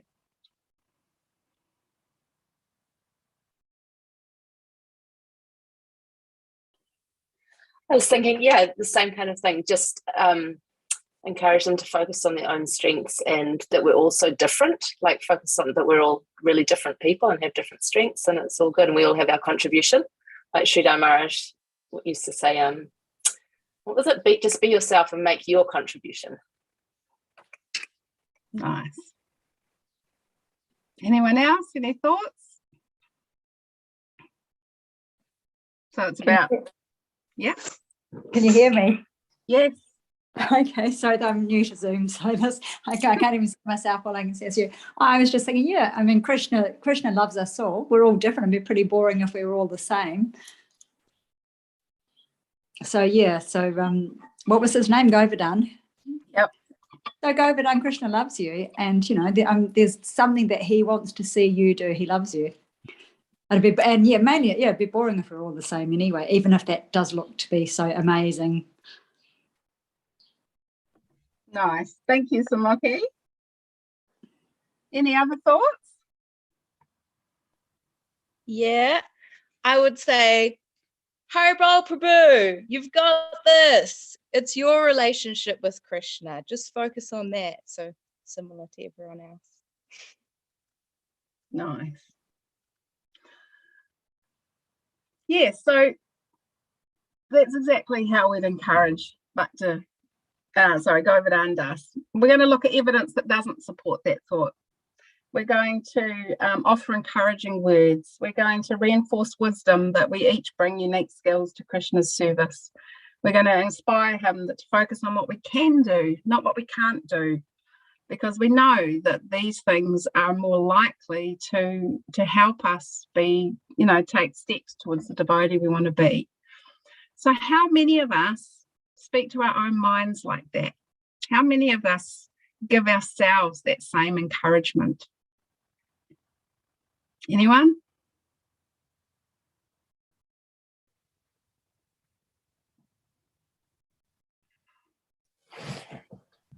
Hare Krishna. I don't know if you can see me. My mantra actually is I'm good at what I'm good at, and you're good at what you're good at, and I can't be good at everything. So I'll be good at cooking, cleaning, shopping, dusting, mowing, ironing, vacuuming, and you can be good at whatever you're good at. Beautiful. And that's so important. And I think that's sometimes that the trickiness of our mind is that we know how to encourage others, we know how to help people draw on their strengths and take steps towards Krishna. And yet we can give ourselves such a hard time. Our inner environment can become quite toxic at times. So it's been, so somebody's just written, I'm working on it. My default is to be very self-critical though. Yes, we have default settings and we need to be mindful of what our default settings are and attend to them. And there are some psychological kind of tools that can help us sort of, just as we'd attend to somebody else that's hurting, we can also attend to ourselves in the same way. We can offer some encouraging words, because I know as devotees, sometimes the thing that resonates with us when we think of the mind is that you beat the mind with a stick. So, we've heard this quote and it really goes in, and, Bhaktisiddhanta Saraswati Thakur, he said, getting up in the morning, beat your mind with a stick. So we kind of get the sense that, we've got to bully the mind a bit, and who likes being around a bully? Who wants to be around a friend that's always telling us how, sees the worst in us, tells us what we get wrong, just focuses on berating us? Who wants to be around a friend like that? So, as we know, Krishna explains to Arjuna in the Bhagavad Gita that the mind is the friend of the conditioned soul and the enemy as well. So according to our karma and our prior experiences, our mind may be busy telling us we're the best thing since sliced bread. Or our mind may be telling us that we're the worst possible person ever. So know that the mind has developed in the way that it has through our experiences, both good and bad, in this lifetime and other lifetimes. Just understand the nature of the mind and learn to be more an observer of the mind.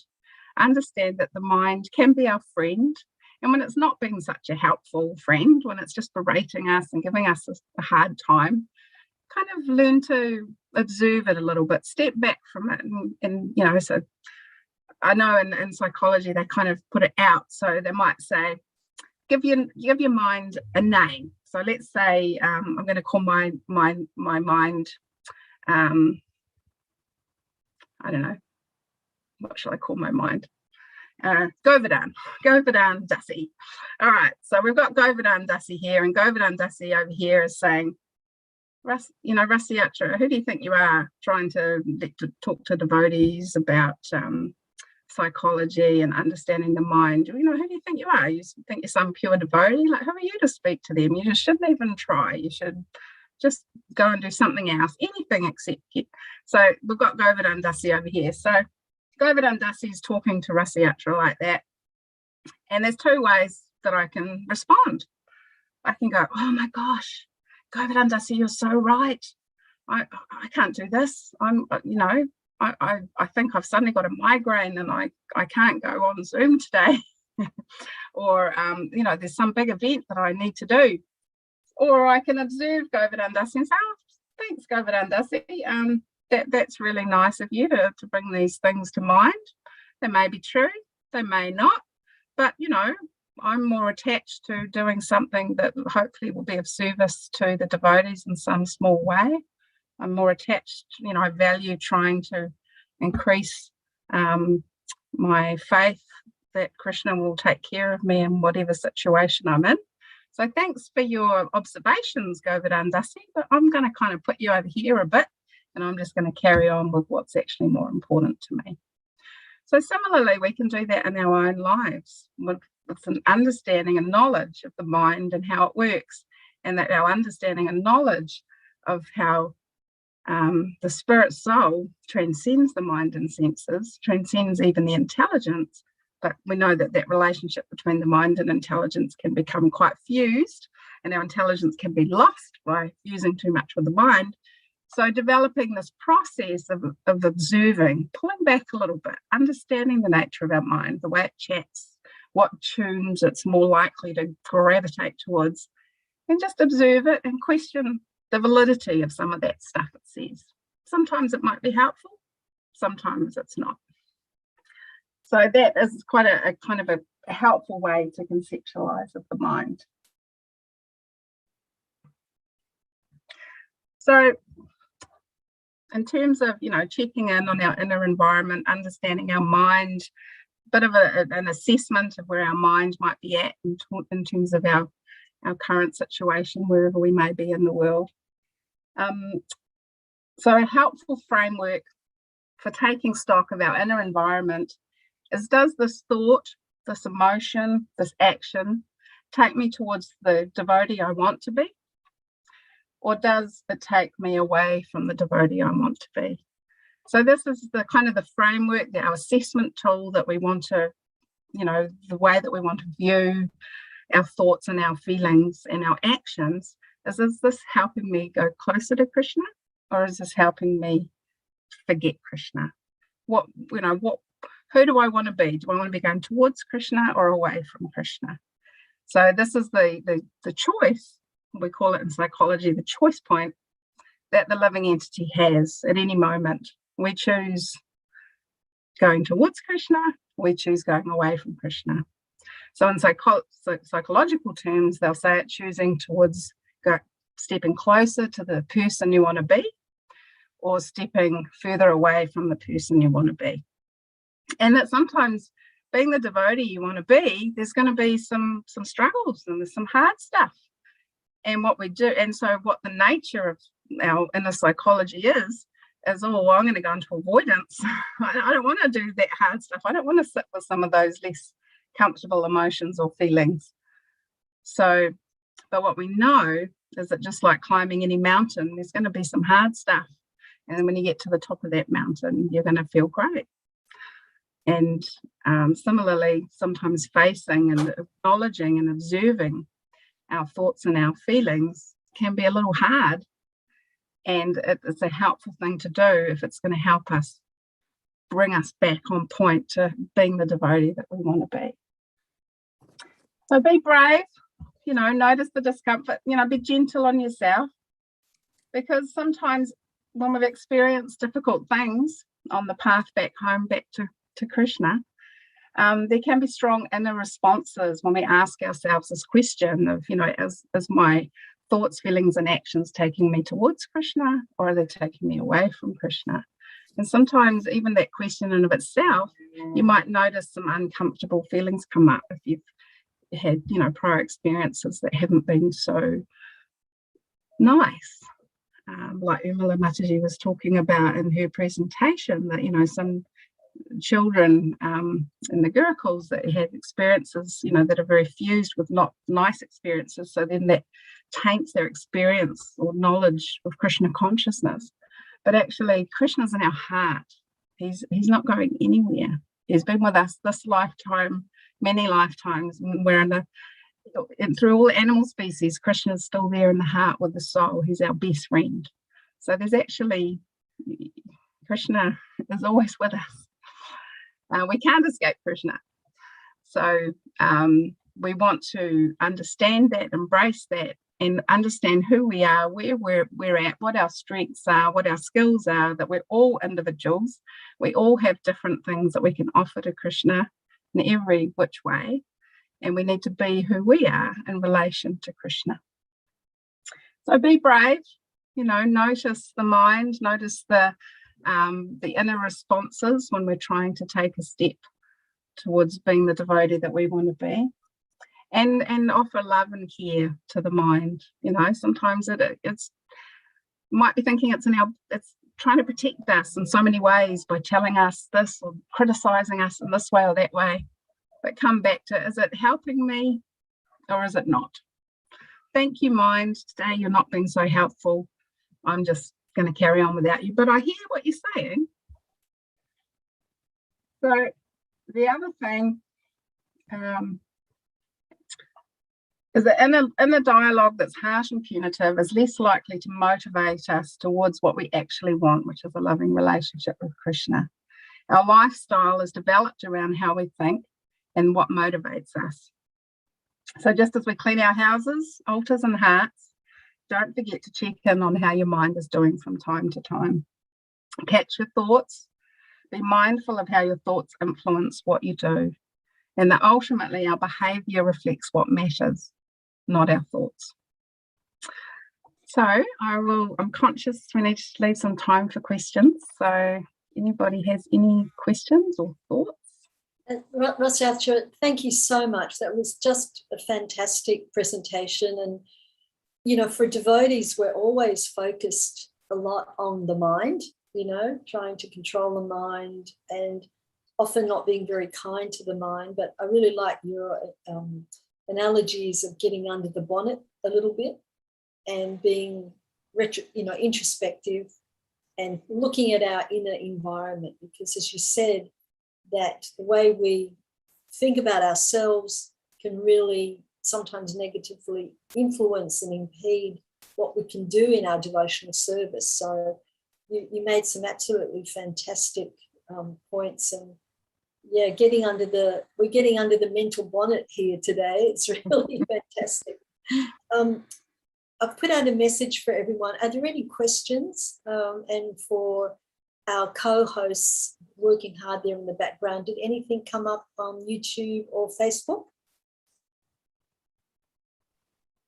There's just one comment on YouTube. There are no questions on YouTube.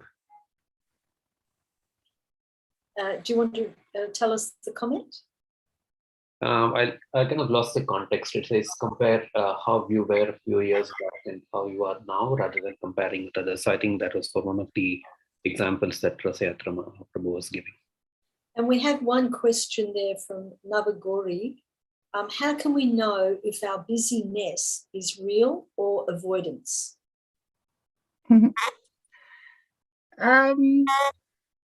It's about what the busyness, what purpose it's serving. Is it is it increasing our love for Krishna, or is it distracting us and running away from being conscious that Krishna is with us in our hearts at every moment? So it comes back to what purpose our behavior is serving. And there is, because the path of Bhakti Yoga is so powerful, that through the process of being busy in Krishna's service, that we become purified to get more insight into our inner environment and start tweaking it as needed. So sometimes, we don't want to be looking inward until we're ready to. We can be at different stages within that. But I think it is, it's always good to do a bit of a stock take and inventory of what purpose are my activities serving. Am I avoiding dealing with myself? Is it impacting my relationships with devotees? Is it impacting, the devotee that I want to be, or is it not? And that can be quite a good framework to see how helpful or unhelpful something is. Does that make sense? And there's another question from Rukmini Devi Dasi. She writes, I guess I could ask the question, if someone brings up the quote about beating your mind with a shoe to challenge what one is saying, as I've experienced, how one handles that? Well, I think because there's, just like everything, there's quotes that are going to support a way that we think, and there's quotes that might challenge the way we think. And even there is that quote that beat your mind with a shoe, and there's also quotes in Bhagavad Gita about making your mind your friend. And so yeah, it's about choosing knowledge that's helpful towards you being the devotee you want to be. So is that helping me go towards Krishna, or is that, if I have a nature that's already super critical, in terms of an internal dialogue that's really critical, is beating myself up with a shoe going to help me move towards Krishna? Is it going to help me do those things, or is it going to take me away? Because for some people, they're in an environment that's going to be helpful, useful information. Okay, cool, yep, beat my mind with a stick. That's going to work. And then for others, it's going to actively make it harder to get that desired behavior. So it comes back to the individual and whether it's a useful thing or if it's not useful. And we've got another question. Thank you so much, Rasiyatra. Bhakti Lounge is saying, Bhakti Lounge is New Zealand Centre. What do you do when you know what the trigger is for why you are responding in a certain way, but you feel like you can't not react in that way? Then it's useful to use some psychological tools. So there's something called a 5-part model, which separates out our thoughts, our feelings, our actions, the context, and what's going on in our body. So it's about using a tool to really break down what are the triggers, what are the responses, what are the thoughts that are really pushing those triggers higher. We do something called rating your hot thoughts. So on 0 to 100, how angry does this make you feel? And if it's, sort of 80 to 100%, then it's coming back to, okay, what's driving that emotion? What's pushing that over the edge? What sort of thoughts are feeding into that? And sometimes by breaking it down like that, it might be that it just means we need to behave differently. We need to do something differently. We might not be able to soothe those thoughts or soothe those emotions or think about it differently. We might just be too caught up, too fused in the moment. So then it's literally do something different rather than, getting up and screaming at the devotees. You might choose to go outside and go for a walk and change it up, so it's a behavioural activation plan that can help us reduce really intense emotional experiences. I hope that makes sense. And Radha Giridhari has a question as well, Rasiyatra Prabhu. In your experience in mental health, do you see the process of Krishna consciousness having a healthy impact on mental health? Or is there a risk of exacerbating underlying mental health issues when sometime prone to weak mental health is not supported and mentored adequately? Yes, I think the answer was in the question, Sumukhi. Absolutely. If we have an inner environment and inner thoughts and beliefs of ourselves, others in the world that aren't serving us well, then if we're not mentored and encouraged according to our capacity to actually develop more positivity and welcoming, helpful thoughts, then it can do the opposite. So we can, say we have really strong underlying assumptions or very black and white thinking, and so we get attracted to Krishna consciousness in a very black and white way. It's got to be like this and it's got to be like that. And if you're, you know, if you're not a devotee, then you're a demon. And, you know, it's quite kind of polarizing. So if we're already kind of prone to that sort of quite polarizing thought about things, then that same internal process can really turn in on itself. So a person can really start being really, really hard on themselves. And again comes this idea, I could never be a devotee because I'm just not good enough, or I'm just not strict enough, but actually Krishna's in our heart. Everybody's actually a devotee. Everybody can turn towards Krishna or away from Krishna through what we do, think, feel, act. So it's deepening our knowledge and understanding of Krishna consciousness that everybody has the opportunity to turn towards Krishna, and we should be supporting one another to have mechanisms that help us turn towards Krishna, no matter what's going on for us, rather than exasperate underlying kind of black and white or, you know, mental health challenges. Thank you. And then there's one last question. Where can we find those 5 steps for triggers to use? Well, if I could, I'll put my email address in the chat, and anybody that wants those, just email me, because I don't know if you can find them on Google, but I have them because I've got psychology, part of the Psychology Tools Network, so I get sent all sorts of things. So if anybody has any further questions or wants any further tools, just feel free to email me and I will send it to you. Fantastic. Rasiatra Prabhu, I just want to thank you so much for taking your time to speak to us today on the Sunday. I know you're a super, super busy devotee. You're working. Are you working 5 days a week external? I work four days a week at the hospital and 3 days a week at the farm. And those cows are so lucky to have you too. Oh, I'm so lucky to have their association. Very calming. So thank you very much on behalf of all of our attendees. We look forward to connecting with you again for some more wonderful talks. So Hare Krishna. Hare Krishna. Hare Bol, glories to Prabhupada. Jai Prabhupada. So dear devotees, now we have reached, we've had 2 wonderful, wonderful speakers, and we now have our 3rd and final speaker for this first part of our series, Amruti Devi Dasi. Amruti Devi Dasi is a Russian devotee, actually, and she's been residing in Australia on and off since 2006. She first joined ISKCON in 1991. She was working in a university in Russia. She's been translating there as well for more than 12 years. And she was also translating fiction for major Russian publishing houses. And Amruti is a certified life coach through the International Coaching Federation. And she will be speaking on a wonderful topic, which is teaching us how to listen.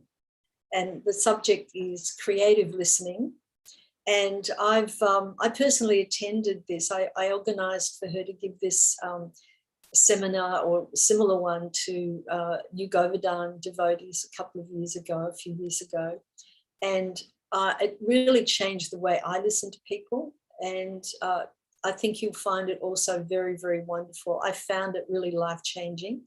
So Amruti Prabhu, if you're there, we really look forward to listening to you with rapt attention. Hare Krishna. Hare Krishna. Krishna Rupa Mataji, thank you so much for the introduction. And yeah, I'm really happy to be here and share with all of you some aspects of the thinking environment. This is a concept of how we can listen.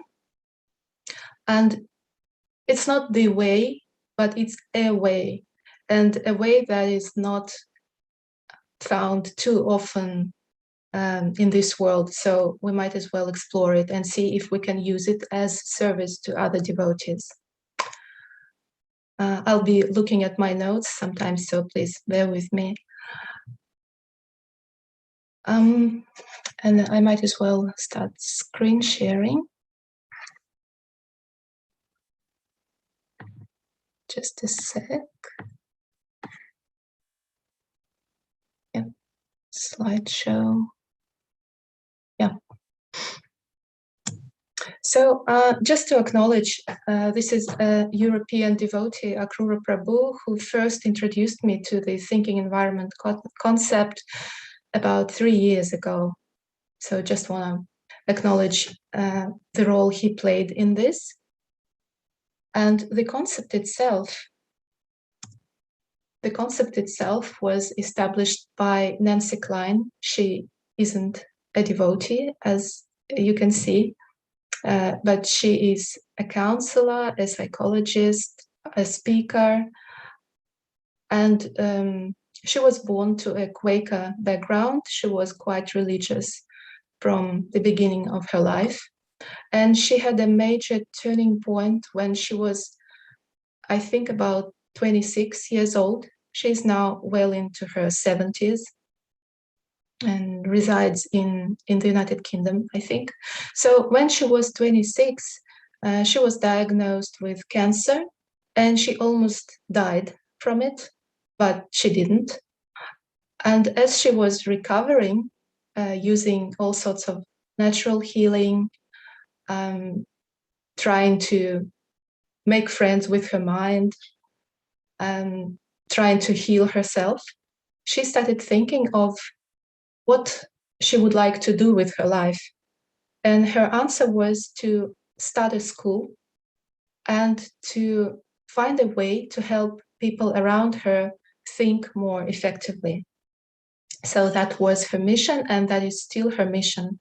How do we help people around us think effectively, bring out their best ideas, think with courage, think for themselves?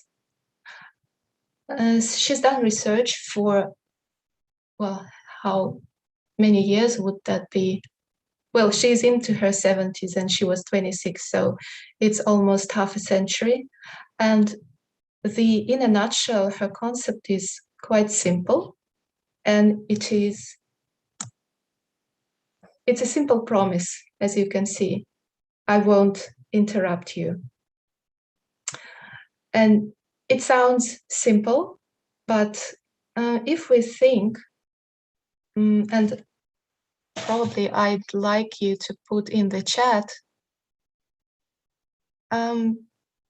do you have a person in your life who you know wouldn't interrupt you when you're speaking? Like, honestly, do you have somebody that you're sure if you speak, if you talk, they wouldn't interrupt you? So I don't see anything in the chat. Right. So the thing is, if we do have such people, they're probably very few. Okay, I'll just look at the chat again. No, yes. Yeah, it's very lucky when we do have people like that. And thank you for posting something in the chat. Helps me feel I'm talking to real people. Oops. Yeah, so in a nutshell, I won't interrupt you. I won't interfere into your words or your thoughts. A research has been done.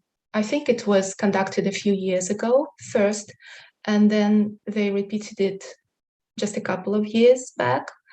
And it showed that on average, people, professionals who are paid to listen, like not just ordinary people, but those who are paid to listen, like psychologists, counselors, teachers, doctors, on average, they used to listen 20 seconds before they interrupt but the recent study shows that it's down to 11 seconds. So that's on average how much time we give each other for thinking. And the funny thing is that on average, again, we think 8 times faster than we speak. So the average number of words we speak in a minute, it's average, of course, but it's a little more than 100 words, but we think at 800 something speed. So, but we don't really allow, too often, we don't really allow the person to think. We interfere, we interrupt, and we break that process of thinking for the person. So the components of this not interruption is, as you can see, start giving attention, and we'll explore that in more detail. It's just the summary of it. Stay interested in where the person will go next in their thinking, and be equals, share the stage.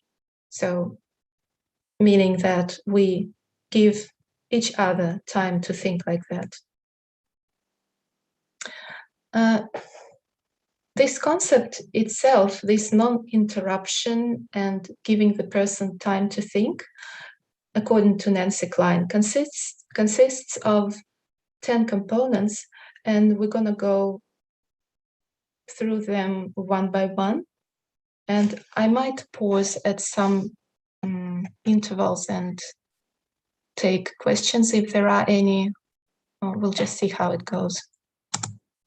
Okay, so that's the first component, attention.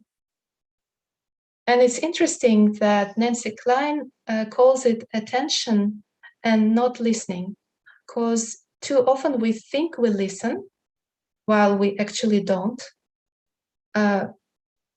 We listen, but we're actually waiting for a pause in the person's speech so that we can talk as well.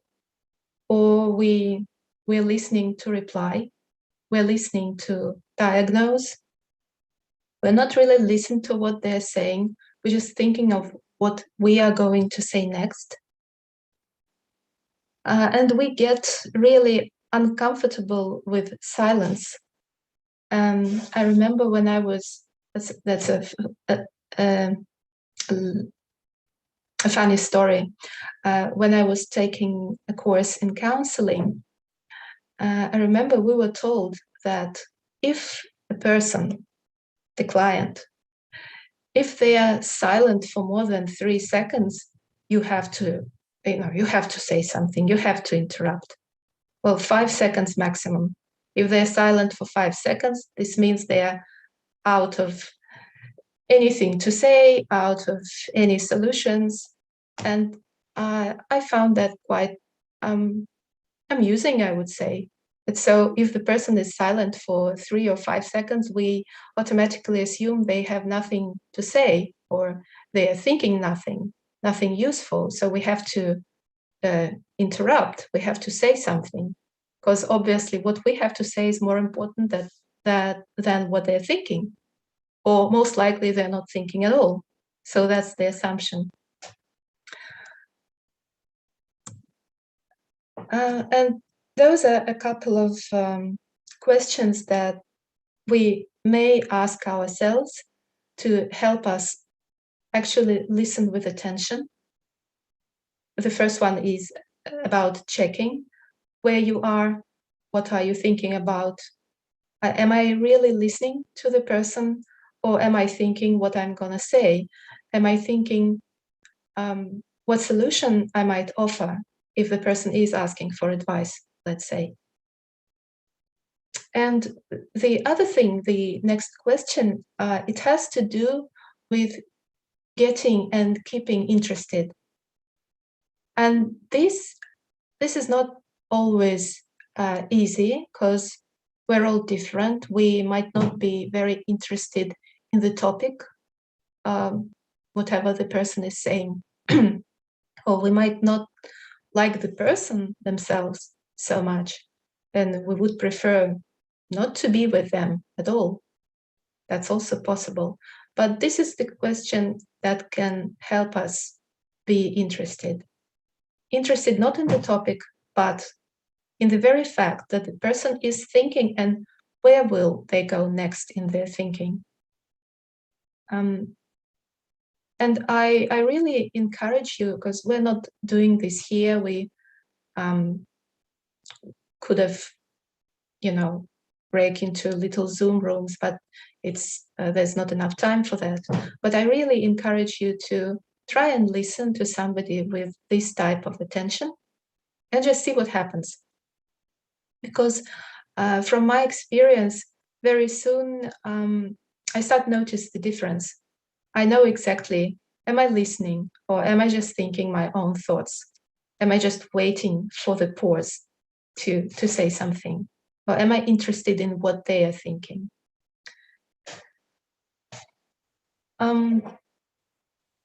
Sometimes it's helpful to think, how far can you go without me needing my advice?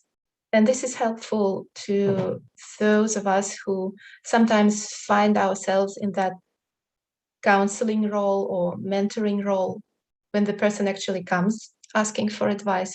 So how far can you think without me saying anything? And how far can you, how far more can you think? And then more again. Because I think as devotees, we have that advantage of knowing that we are all spirit souls and Krishna is in everyone's heart, and Krishna can inspire everyone to have their best thinking and come up with their best ideas for the situation or challenge they're facing. Akrura Prabhu, who introduced me to this concept, he said that he personally, when he loses the interest or starts to lose the interest and gets distracted, he asks himself the questions, what is the person up against? And what do they have going for them? How is Krishna helping this person? And how is Krishna challenging the person? So that's little tips of how we can keep ourselves interested. And it can be difficult. It takes focus. It takes concentration. Again, as devotees, we have that advantage of japa daily, and we are used to training our mind and focusing.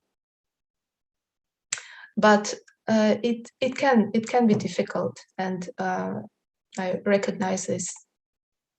It can be really challenging if the person is very different from us and their ideas are too different from our ideas. But we'll come to that in a little while. But at least we can try.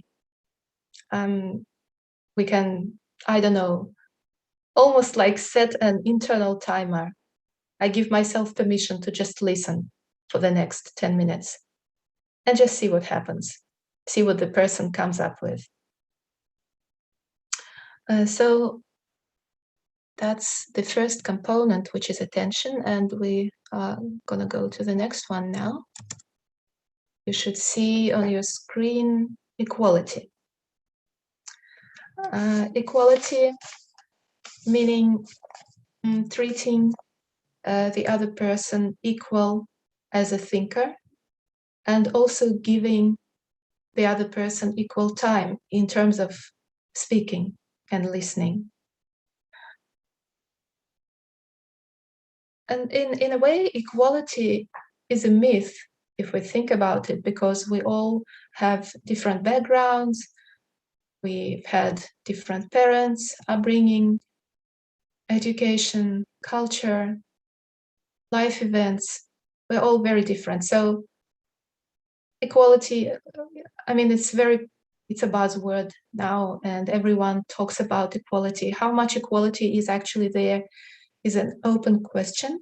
But as thinkers, we do have that understanding that we are equal as thinkers. Everyone can think, everyone can come up with their best ideas. Everyone can develop their thinking. So in this way, we are thinkers. So what does Nancy Klein say about it? Yeah, regarding each other as thinking peers and giving one another equal time to think. Who is my equal? It's a challenging question because we do rely on hierarchy a lot. And we know, if we take Bhagavad Gita, there's both hierarchy there and there's equality there. So when we want to help the other person think better or think more effectively, it's proven to be more effective if we do treat the other person as equal. This can be difficult if we have different social status. If, let's say, somebody is a senior devotee and somebody is just in the beginning of their devotional path, somebody is a guru, somebody is a disciple, that kind of inequality is built in there. But for the person to think better, it's good if we treat the other person as equal, as a thinker. And what comes to mind is that, for instance, like Srila Prabhupada, remember how he took advice from a doctor in New York, actually a drunken doctor, who said that, I think he said the old man is praying too much, he should take walks. And Srila Prabhupada took that advice and he actually followed that advice for the rest of his time on this planet. Equality, this sharing the stage equally, can be very helpful in all kinds of group meetings. For instance, if there's a meeting, each person, if there's a debate, each person can be given a certain time, like, I don't know, 3 minutes, and everyone agrees not to interrupt the person. So everyone can share what they're thinking, and it keeps the loud people from taking up all of the time, and it makes sure that the more quiet people contribute as well, and it ensures that the best ideas are heard. This sharing the stage equally also used for counseling, for instance, couple counseling, for conflict resolution, for any kind of group work, even, sorry to say that, for divorce,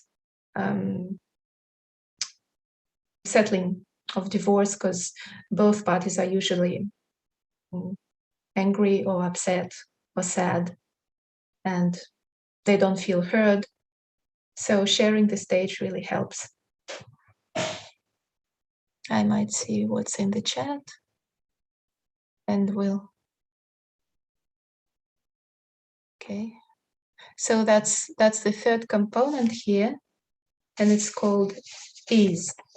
As you can guess from the picture, it's about a freedom from internal rush or urgency.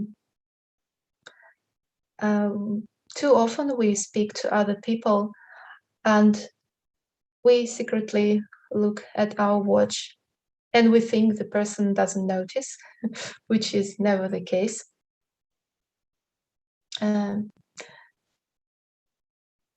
It's helpful when we have this internal serenity.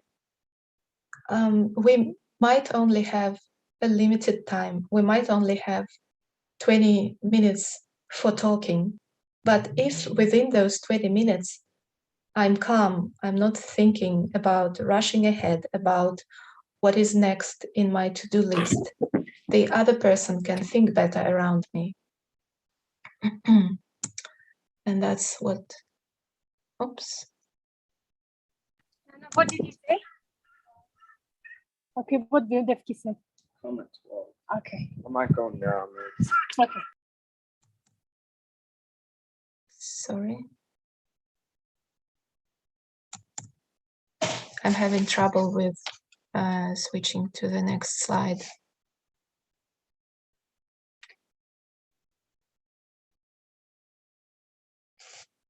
Yep. Okay. So yeah, it's about switching off our internal sense of urgency. And this reminds me of a story about Edison that I once heard. He was, as you all know, he was a brilliant inventor, but he was also a very poor fisherman. And every day he would go fishing, spend an hour fishing, but he never caught any fish. And when he was asked, so why don't you ever catch anything? He said, well, that's because I'm fishing without bait. Because when I fish without bait, people don't bother me, and neither do the fish. This is my best time for thinking in 24 hours. So it's about this sense, the sense of ease, creating it for ourselves and for the person in front of us, the person who is thinking. There's also that distinction. I'd like, oops, it's too soon. Yep. There's also that distinction about in time and through time. And you might have heard about this concept before. It's popular in psychology that in the West, we mostly live through time, meaning that we have a clear plan for the day. We go from one activity to the other. We are very much geared towards, ticking in our to-do list. And this is through time. And in the East, people live more in time. They live more in the process. They're interested more about the process than the outcome. And what comes to mind is, first of all, is India. And I think a Western person, when we come to India for the first time, we feel the difference. We can see that people are generally, again, it's a generalization, of course, but people are more relaxed in terms of time. They are more in time, they are more in the process, they are more in the activity that they are doing rather than rushing and moving towards the next one. And each type, through time and in time, they have their pros and they have their cons. But for the purpose of ease, the in-time concept would be more effective. If we just let us stay in the process. Yeah, it's limited. Like I said, maybe we just have 20 minutes for talking or for listening to the person. But at least within these 20 minutes, we can just be here and not think about the next thing to do. Now, going further. Yeah, and the next component is appreciation and this formula of 3 + 1. You may have come across different formulas because there's many of them. Sometimes they say it's 5 + 1. Some researchers show that it's 7 + 1. The bottom line is that when we appreciate and when we want to give some advice or we want to show the area of improvement for the person, it's very important to keep the balance.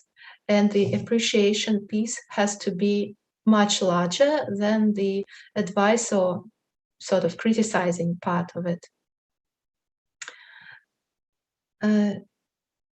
We have to genuinely acknowledge the person's qualities. Usually it's helpful to be short and specific because many of us, we're not accustomed to accepting praise very well. we feel awkward when somebody praises us. So if there's too much of it, we just don't believe it. So it's nice to keep it short and specific. And as for the one piece of advice or whatever it can be for the person to improve, it's also helpful to remember the 80/20 Pareto principle, which says that 20% of effort bring 80% of result. So out of all the things we could say and we could advise, which one would be the most effective? Which one would help the person make the shift they have to make? Which one would positively influence everything across the board? So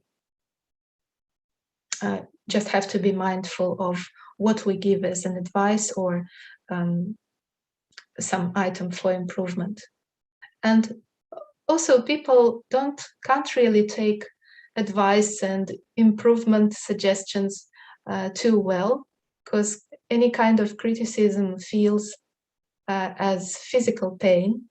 And again, the research shows that the same parts of the brain are activated when we are criticized as when we feel physical pain. So if we give too much of that criticism, the person goes into the defensive mode because it's just too painful, like literally for us as a person, for the brain, it's just too painful. But it's not a formula, like I said. Sometimes they say 5:1. Sometimes 7:1 is the correct ratio. It's not a technique. It's more a way of thinking that generally it's much better to give a lot more appreciation than advice or criticism that we can offer. Yeah, noticing what's good and saying it. Yeah, and criticism feels like physical pain.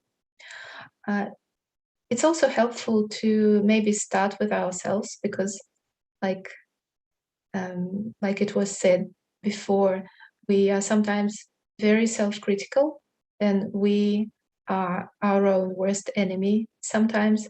So it makes sense to start with ourselves and give the same type of self-kindness or self-compassion attitude to ourselves rather than beating ourselves up very harshly. And also, if we don't really, that's the next slide already, if we're not used to treating ourselves kindly, it's really difficult to treat the other person kindly, just the way it works. Because we know ourselves, we know everything we've been through, and if we aren't kind to the person we know 100%, and we know what we've been through and what hardships we've faced, it's hard to expect that we're going to be too kind to people who we don't know this much and who we don't understand that much. Let me look at the chat. Okay, I can see there's a question from Krishna Rupa Mataji. What do you do if you have a friend who will just talk all day if you don't interrupt her?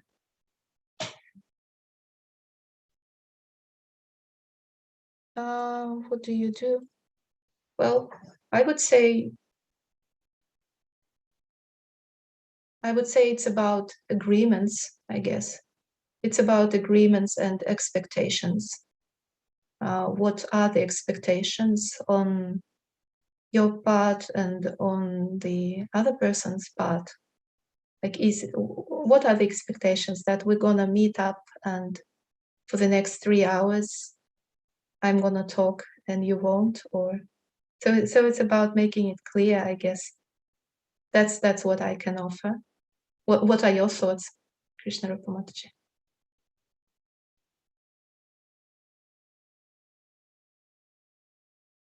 I think that's a good thing to do, to outline okay, tell me your news for half an hour, and then I'll tell you my news, and we'll take turns. Yeah, yes. And the other thing is that, like I said in the beginning, it's not the way, it's a way. Maybe it makes more sense to just be in the dialogue mode with somebody. It's not that we have to listen this way to everyone that comes our way. It's just not possible. It's a particular type of service we can offer each other. There's time and place for it, and sometimes it's just not appropriate.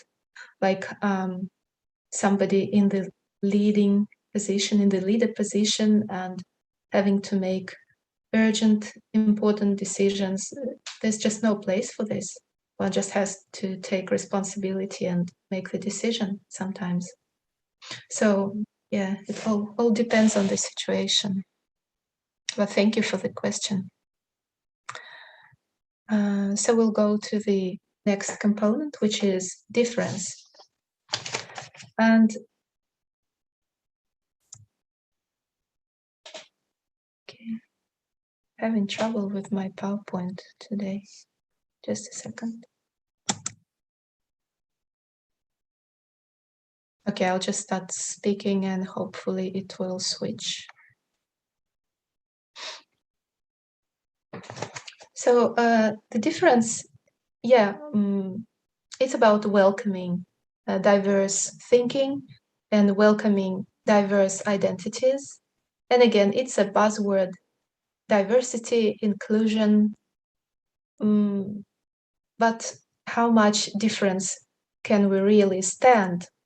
Again, it's an open question because, and to test ourselves, we can think of somebody whose ideas are very different from us and just try listening to someone who is radically different.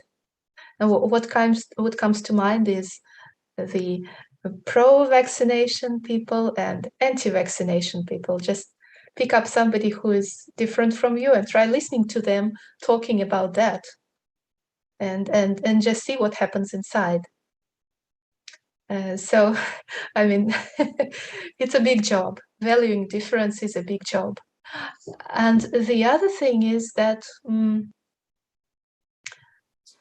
any culture is protective of sameness. That's why it's a culture. And cultures don't approve of difference. That's just the way it is. Like Urmila Prabhu was talking in the beginning, more of traditional society when all we saw was the culture around us and we were not exposed to different ways of doing or different ways of living. But the thing is, that's true for any culture. Culture protects us, but there's a price. And the price is we don't appreciate difference. Because sameness makes us feel safe. Everybody is the same. Everybody is easy to understand. And if somebody is different, it can be dangerous. Well, that's the way the mind works. So it's a big job when we do have to listen to somebody who is radically different.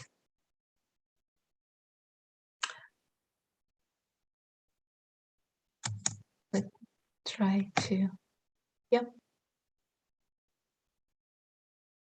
Yeah, we have already talked about that, basically. Let me see. Okay.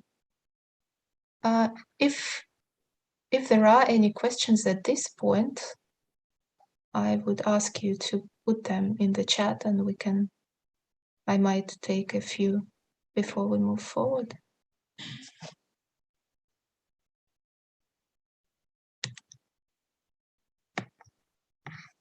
Okay, I don't see any for now, so we're just moving on. Do we have any questions that have popped up on the Facebook live streaming or YouTube? Sumedha Chaitanya Prabhu? Nothing yet on YouTube. Okay, all right. Please proceed, Amurti. Yeah, I'm just still fighting with the PowerPoint. I might exit the slideshow. So you would see the tiles, but it would be easier for me to switch from one slide to the other.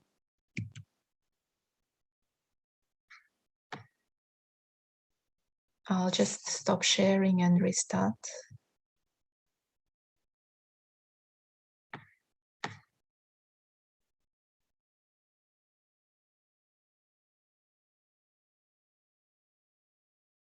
Okay.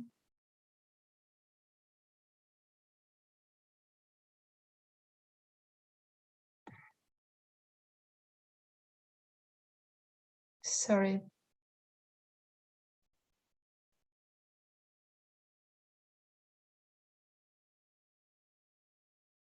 Yeah, okay, that's the difference. Yeah, finally. Encouragement. And what Nancy Klein means in this context is the more literal meaning of actually giving courage to the person to go to the edge of their thinking, to access their, well, best or most unusual ideas, to go where they don't normally go because it's too scary maybe. And it comes from letting go of this internal competition as thinkers or speakers. It's connected to the equality part, I think, closely. So regarding the other person as equal and not competing with them in thinking, not having this internal dialogue that, okay, well, that's not really a good idea. Oh, come on, this is there's a better way to do it. So just letting go of that and really championing the other person, accepting and not competing. And the other person normally can feel whether they are accepted or not.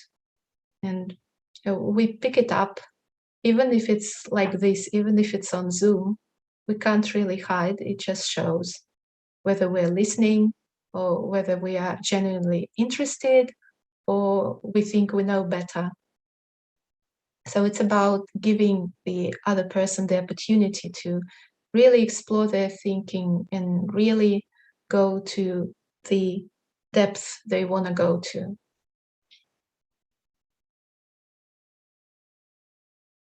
Yeah. No competition between us as thinkers.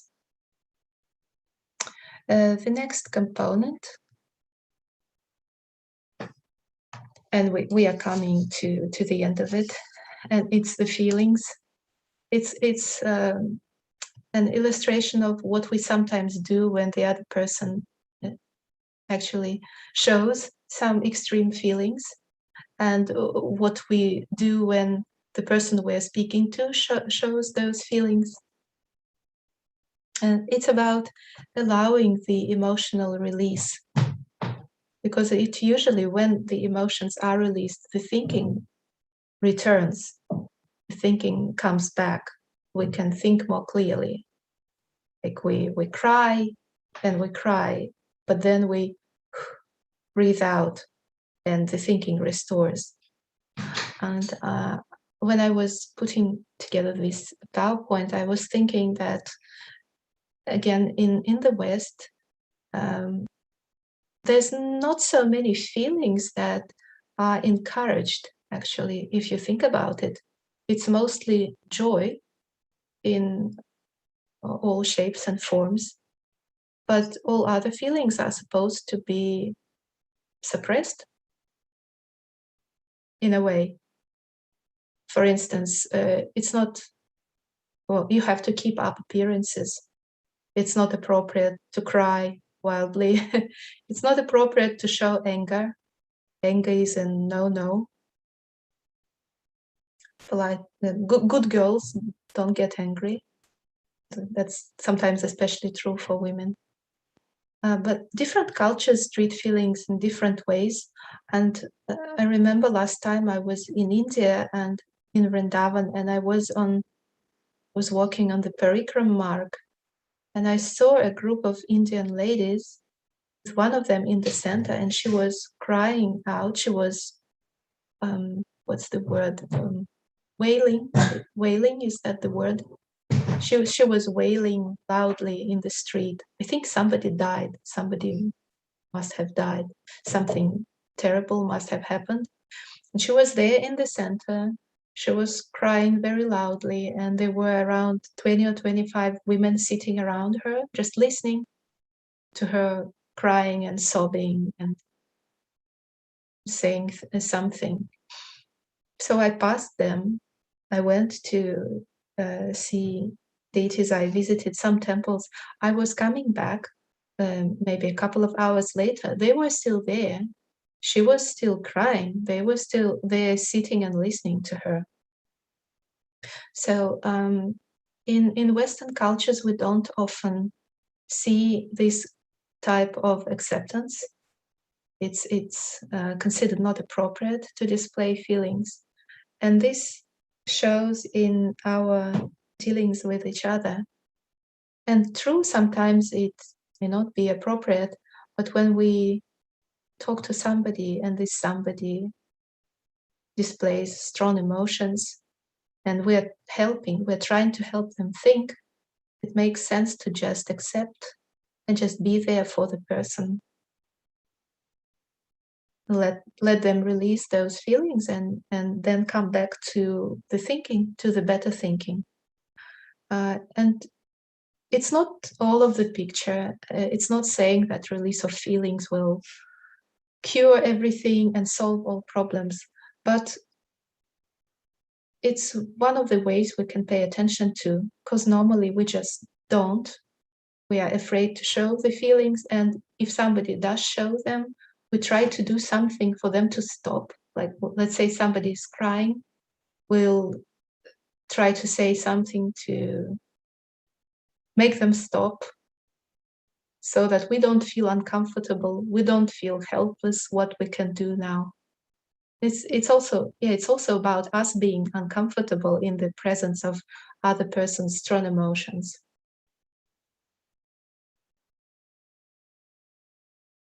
I'll just go to the next slide.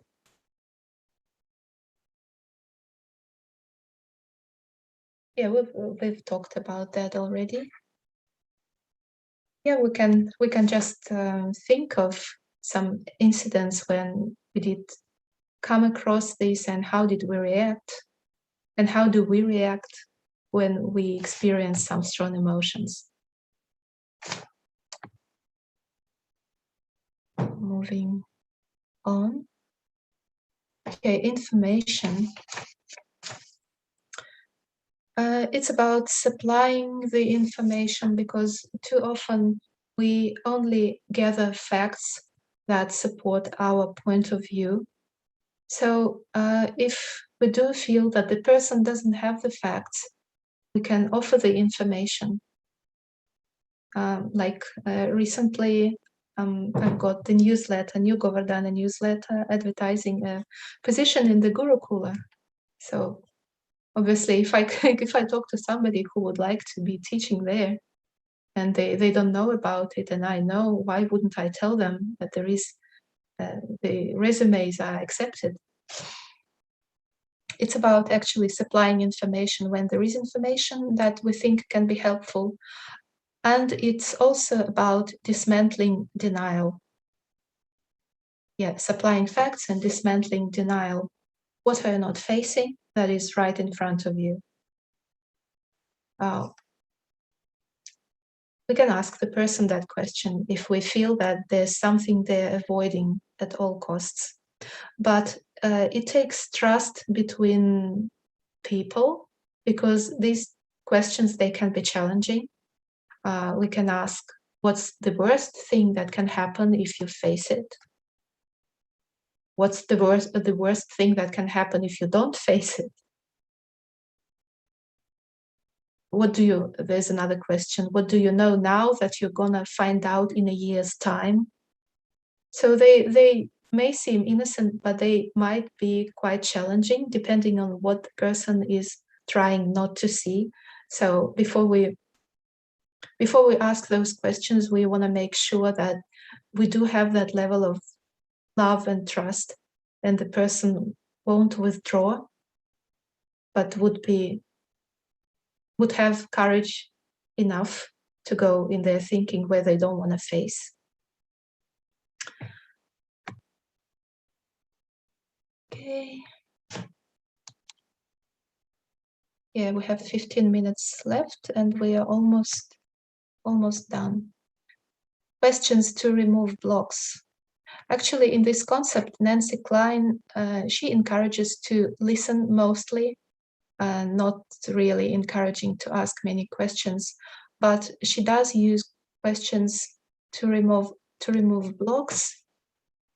If you knew X, how would you do Y? So we might have assumptions. And I better use an example. I can use an example of myself. For instance, I may get nervous before coming onto this Zoom call, and I may start thinking all sorts of things. I can come up with a dozen reasons why I shouldn't be here, right? I can think that, okay, English isn't my language, or why would they want to listen to me with the other guest speakers? What can I tell devotees? And that's true to a certain extent. But then what other assumption, credible one, not a lie, not just making myself believe in something that isn't true, but what else can I credibly assume that would help me to actually come here and deliver what I can deliver? And in my case, it could be something like, okay, that all might be true, but I do believe that this information could be helpful for certain devotees, and I've got a nice feedback last time I shared it.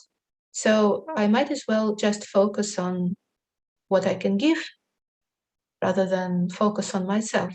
So in my situation, if I knew that what I can share is actually valuable and can be helpful to devotees, how would I approach this Zoom conference, or how would I prepare for it?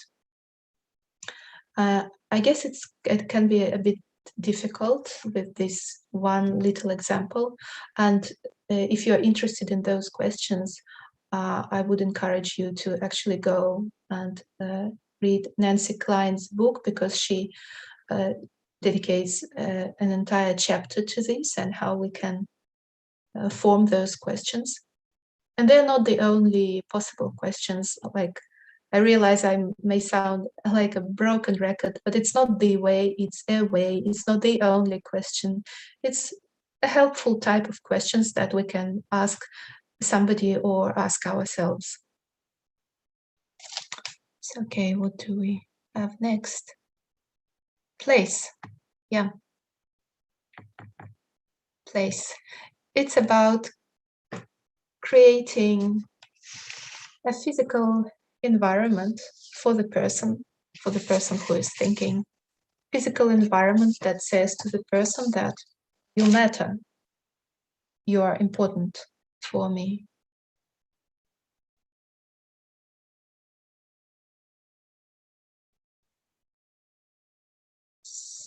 Sorry. Yeah, producing a physical environment that says you matter.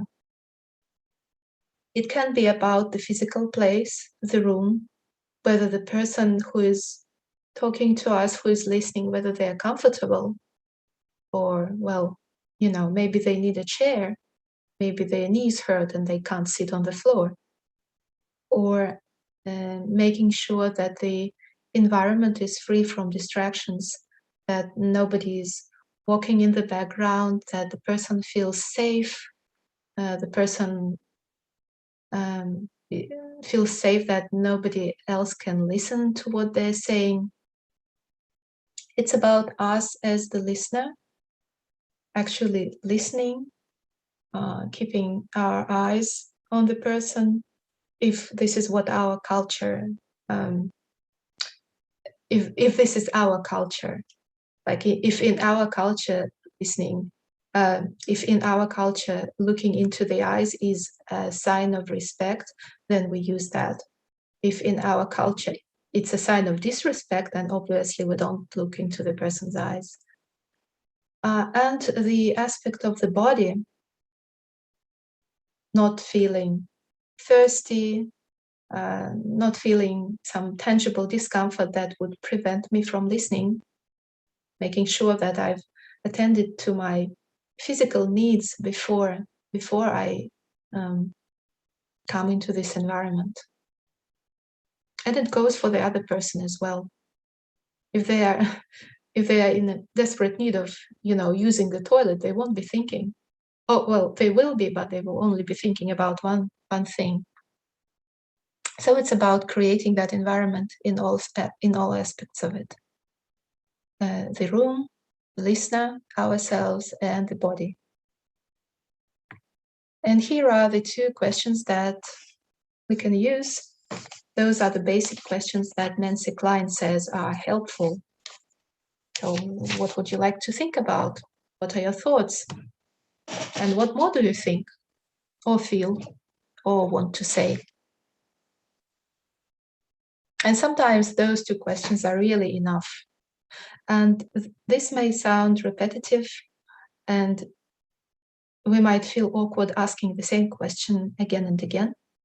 But actually, for the person who is thinking, those questions don't feel repetitive, because we are developing our thinking. We are thinking actively, and we just think more and then more again. And I would just encourage you to try this, because it's, the proof of the pudding. So we just have to try it and see what happens. And I think that's pretty much the end of it. Yeah, just a couple more slides. That's the other books that are currently available by Nancy Klein about the same topic. The Promise That Changes Everything is the most recent one. I think just published this year. Yeah, I think this year. And the Q&A. So that's the end of it from me. I'll stop sharing, and I'm happy to take any questions if there are any. We've got around 8 minutes left. I've got one question. I can't see any questions yet in our chat, but I have one question for you. Perhaps you might like to touch on. I remember when I attended your seminar on this a couple of years ago, 3 years ago, you were mentioning that the way someone listens to you actually enables you to think better. And you use the example of children with their homework. So if a parent is chastising the child, or, why aren't you doing this properly? The child will actually respond very negatively, and their thinking ability will be compromised. And the same with adults. When you're actually talking to someone who's truly listening to you, then it actually promotes a more active thinking process, and you become your thoughts become more clear, and you become new ideas come to you. Could you elaborate on that a little bit? Yeah, I'm just trying to remember what I said 2 years ago. I think it was about like, let's say a child is doing their homework and they're struggling, and we come and say, like, start criticizing basically. How can't you understand? This is so easy. And because this is criticism and it feels like physical pain to the brain, it's the same. The person goes into this defensive mode. It goes, our limbic system, if we talk about the brain, our limbic system, or what they call emotional brain, is agitated, and we are all in those emotions, and we are defensive. We can't think clearly. So it's about that component of appreciation, not coming straight with criticism, because it doesn't really help. I don't know if does that make sense? Yes, it does. And how would you translate that into an adult situation? I guess the same way, because if we do start with criticism, the person usually we just get defensive, and then all the rest doesn't land well. We are only half listening. We are tense. We want to protect ourselves.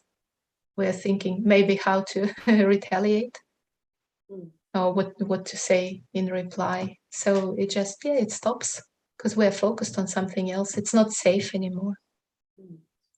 And thank you, Murti. And in the studies, I guess Nancy Klein, it was, talks about this. Does someone listening to you really attentively, does that actually make you think better? Well, she thinks definitely that it does. She even has this term called generative thinking, which means that generative attention, sorry. And she thinks that our attention actually generates the other person's thinking. That's what the idea she's come up with. I don't know if that's true. I personally don't think that's true. I think we can think. There's higher things than that. There's Krishna in the heart. Yeah, but it definitely helps. And I remember my Guru Maharaj said to me that when he gives class, he does experience this when people are listening, and he can see that devotees are listening with attention. He gets ideas, he comes up with a nice way to answer questions. Thank you. But Nancy Klein, yes, she does think it actually generates the other person's thinking. There's one question that came up on the chat.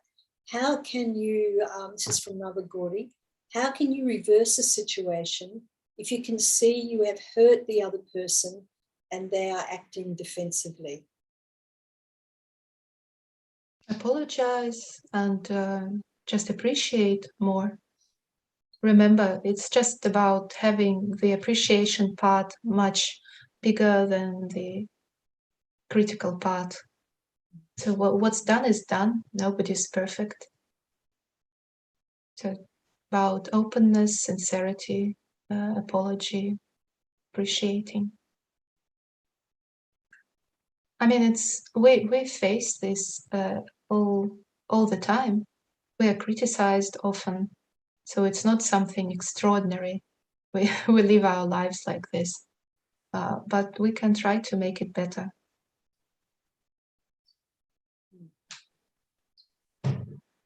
Does that answer your question, Navagori? Prabhu?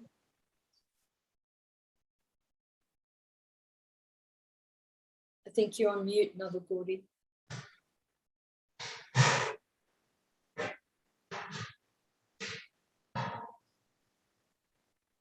Thank you. You're very welcome.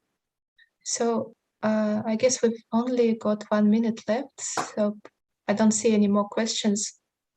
So I'll probably just hand over to you, Krishna Rupa Mataji. Thank you, Murti. It was fantastic thoughts that you brought up, and even though I had done your seminar before, it was a really good reminder on this listening with intent and not listening to reply, not just thinking about other things, but really devoting that time to the other person, whether it's in a formal situation or an informal situation. So we got some comments. We got from Kadira Vandasi. Thank you so much. This presentation was very valuable, Amurti, and I think we can all share in that.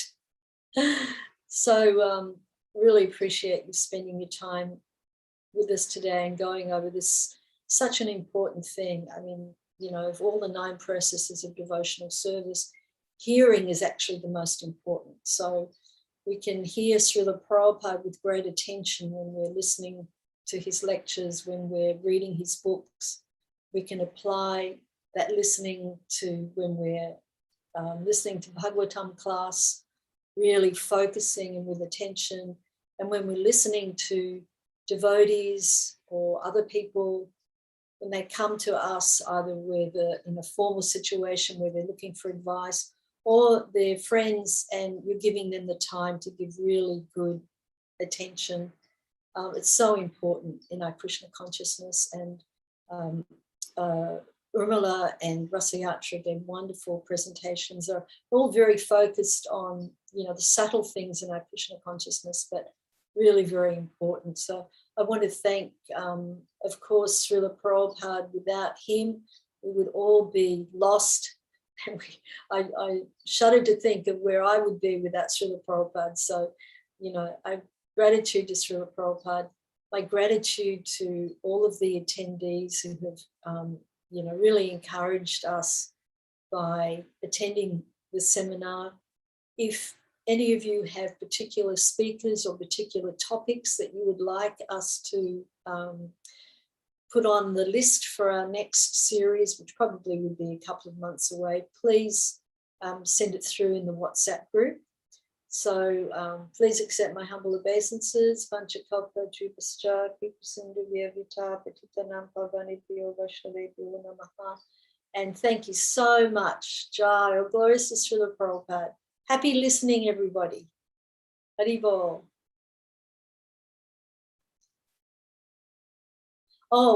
Actually, before we go, I want to thank Shravaniya and her husband and, Vishnu Charan and to Sita Leela and Sameda Goranga. They've been absolutely fantastic in helping me put this together. So a special thanks to them too.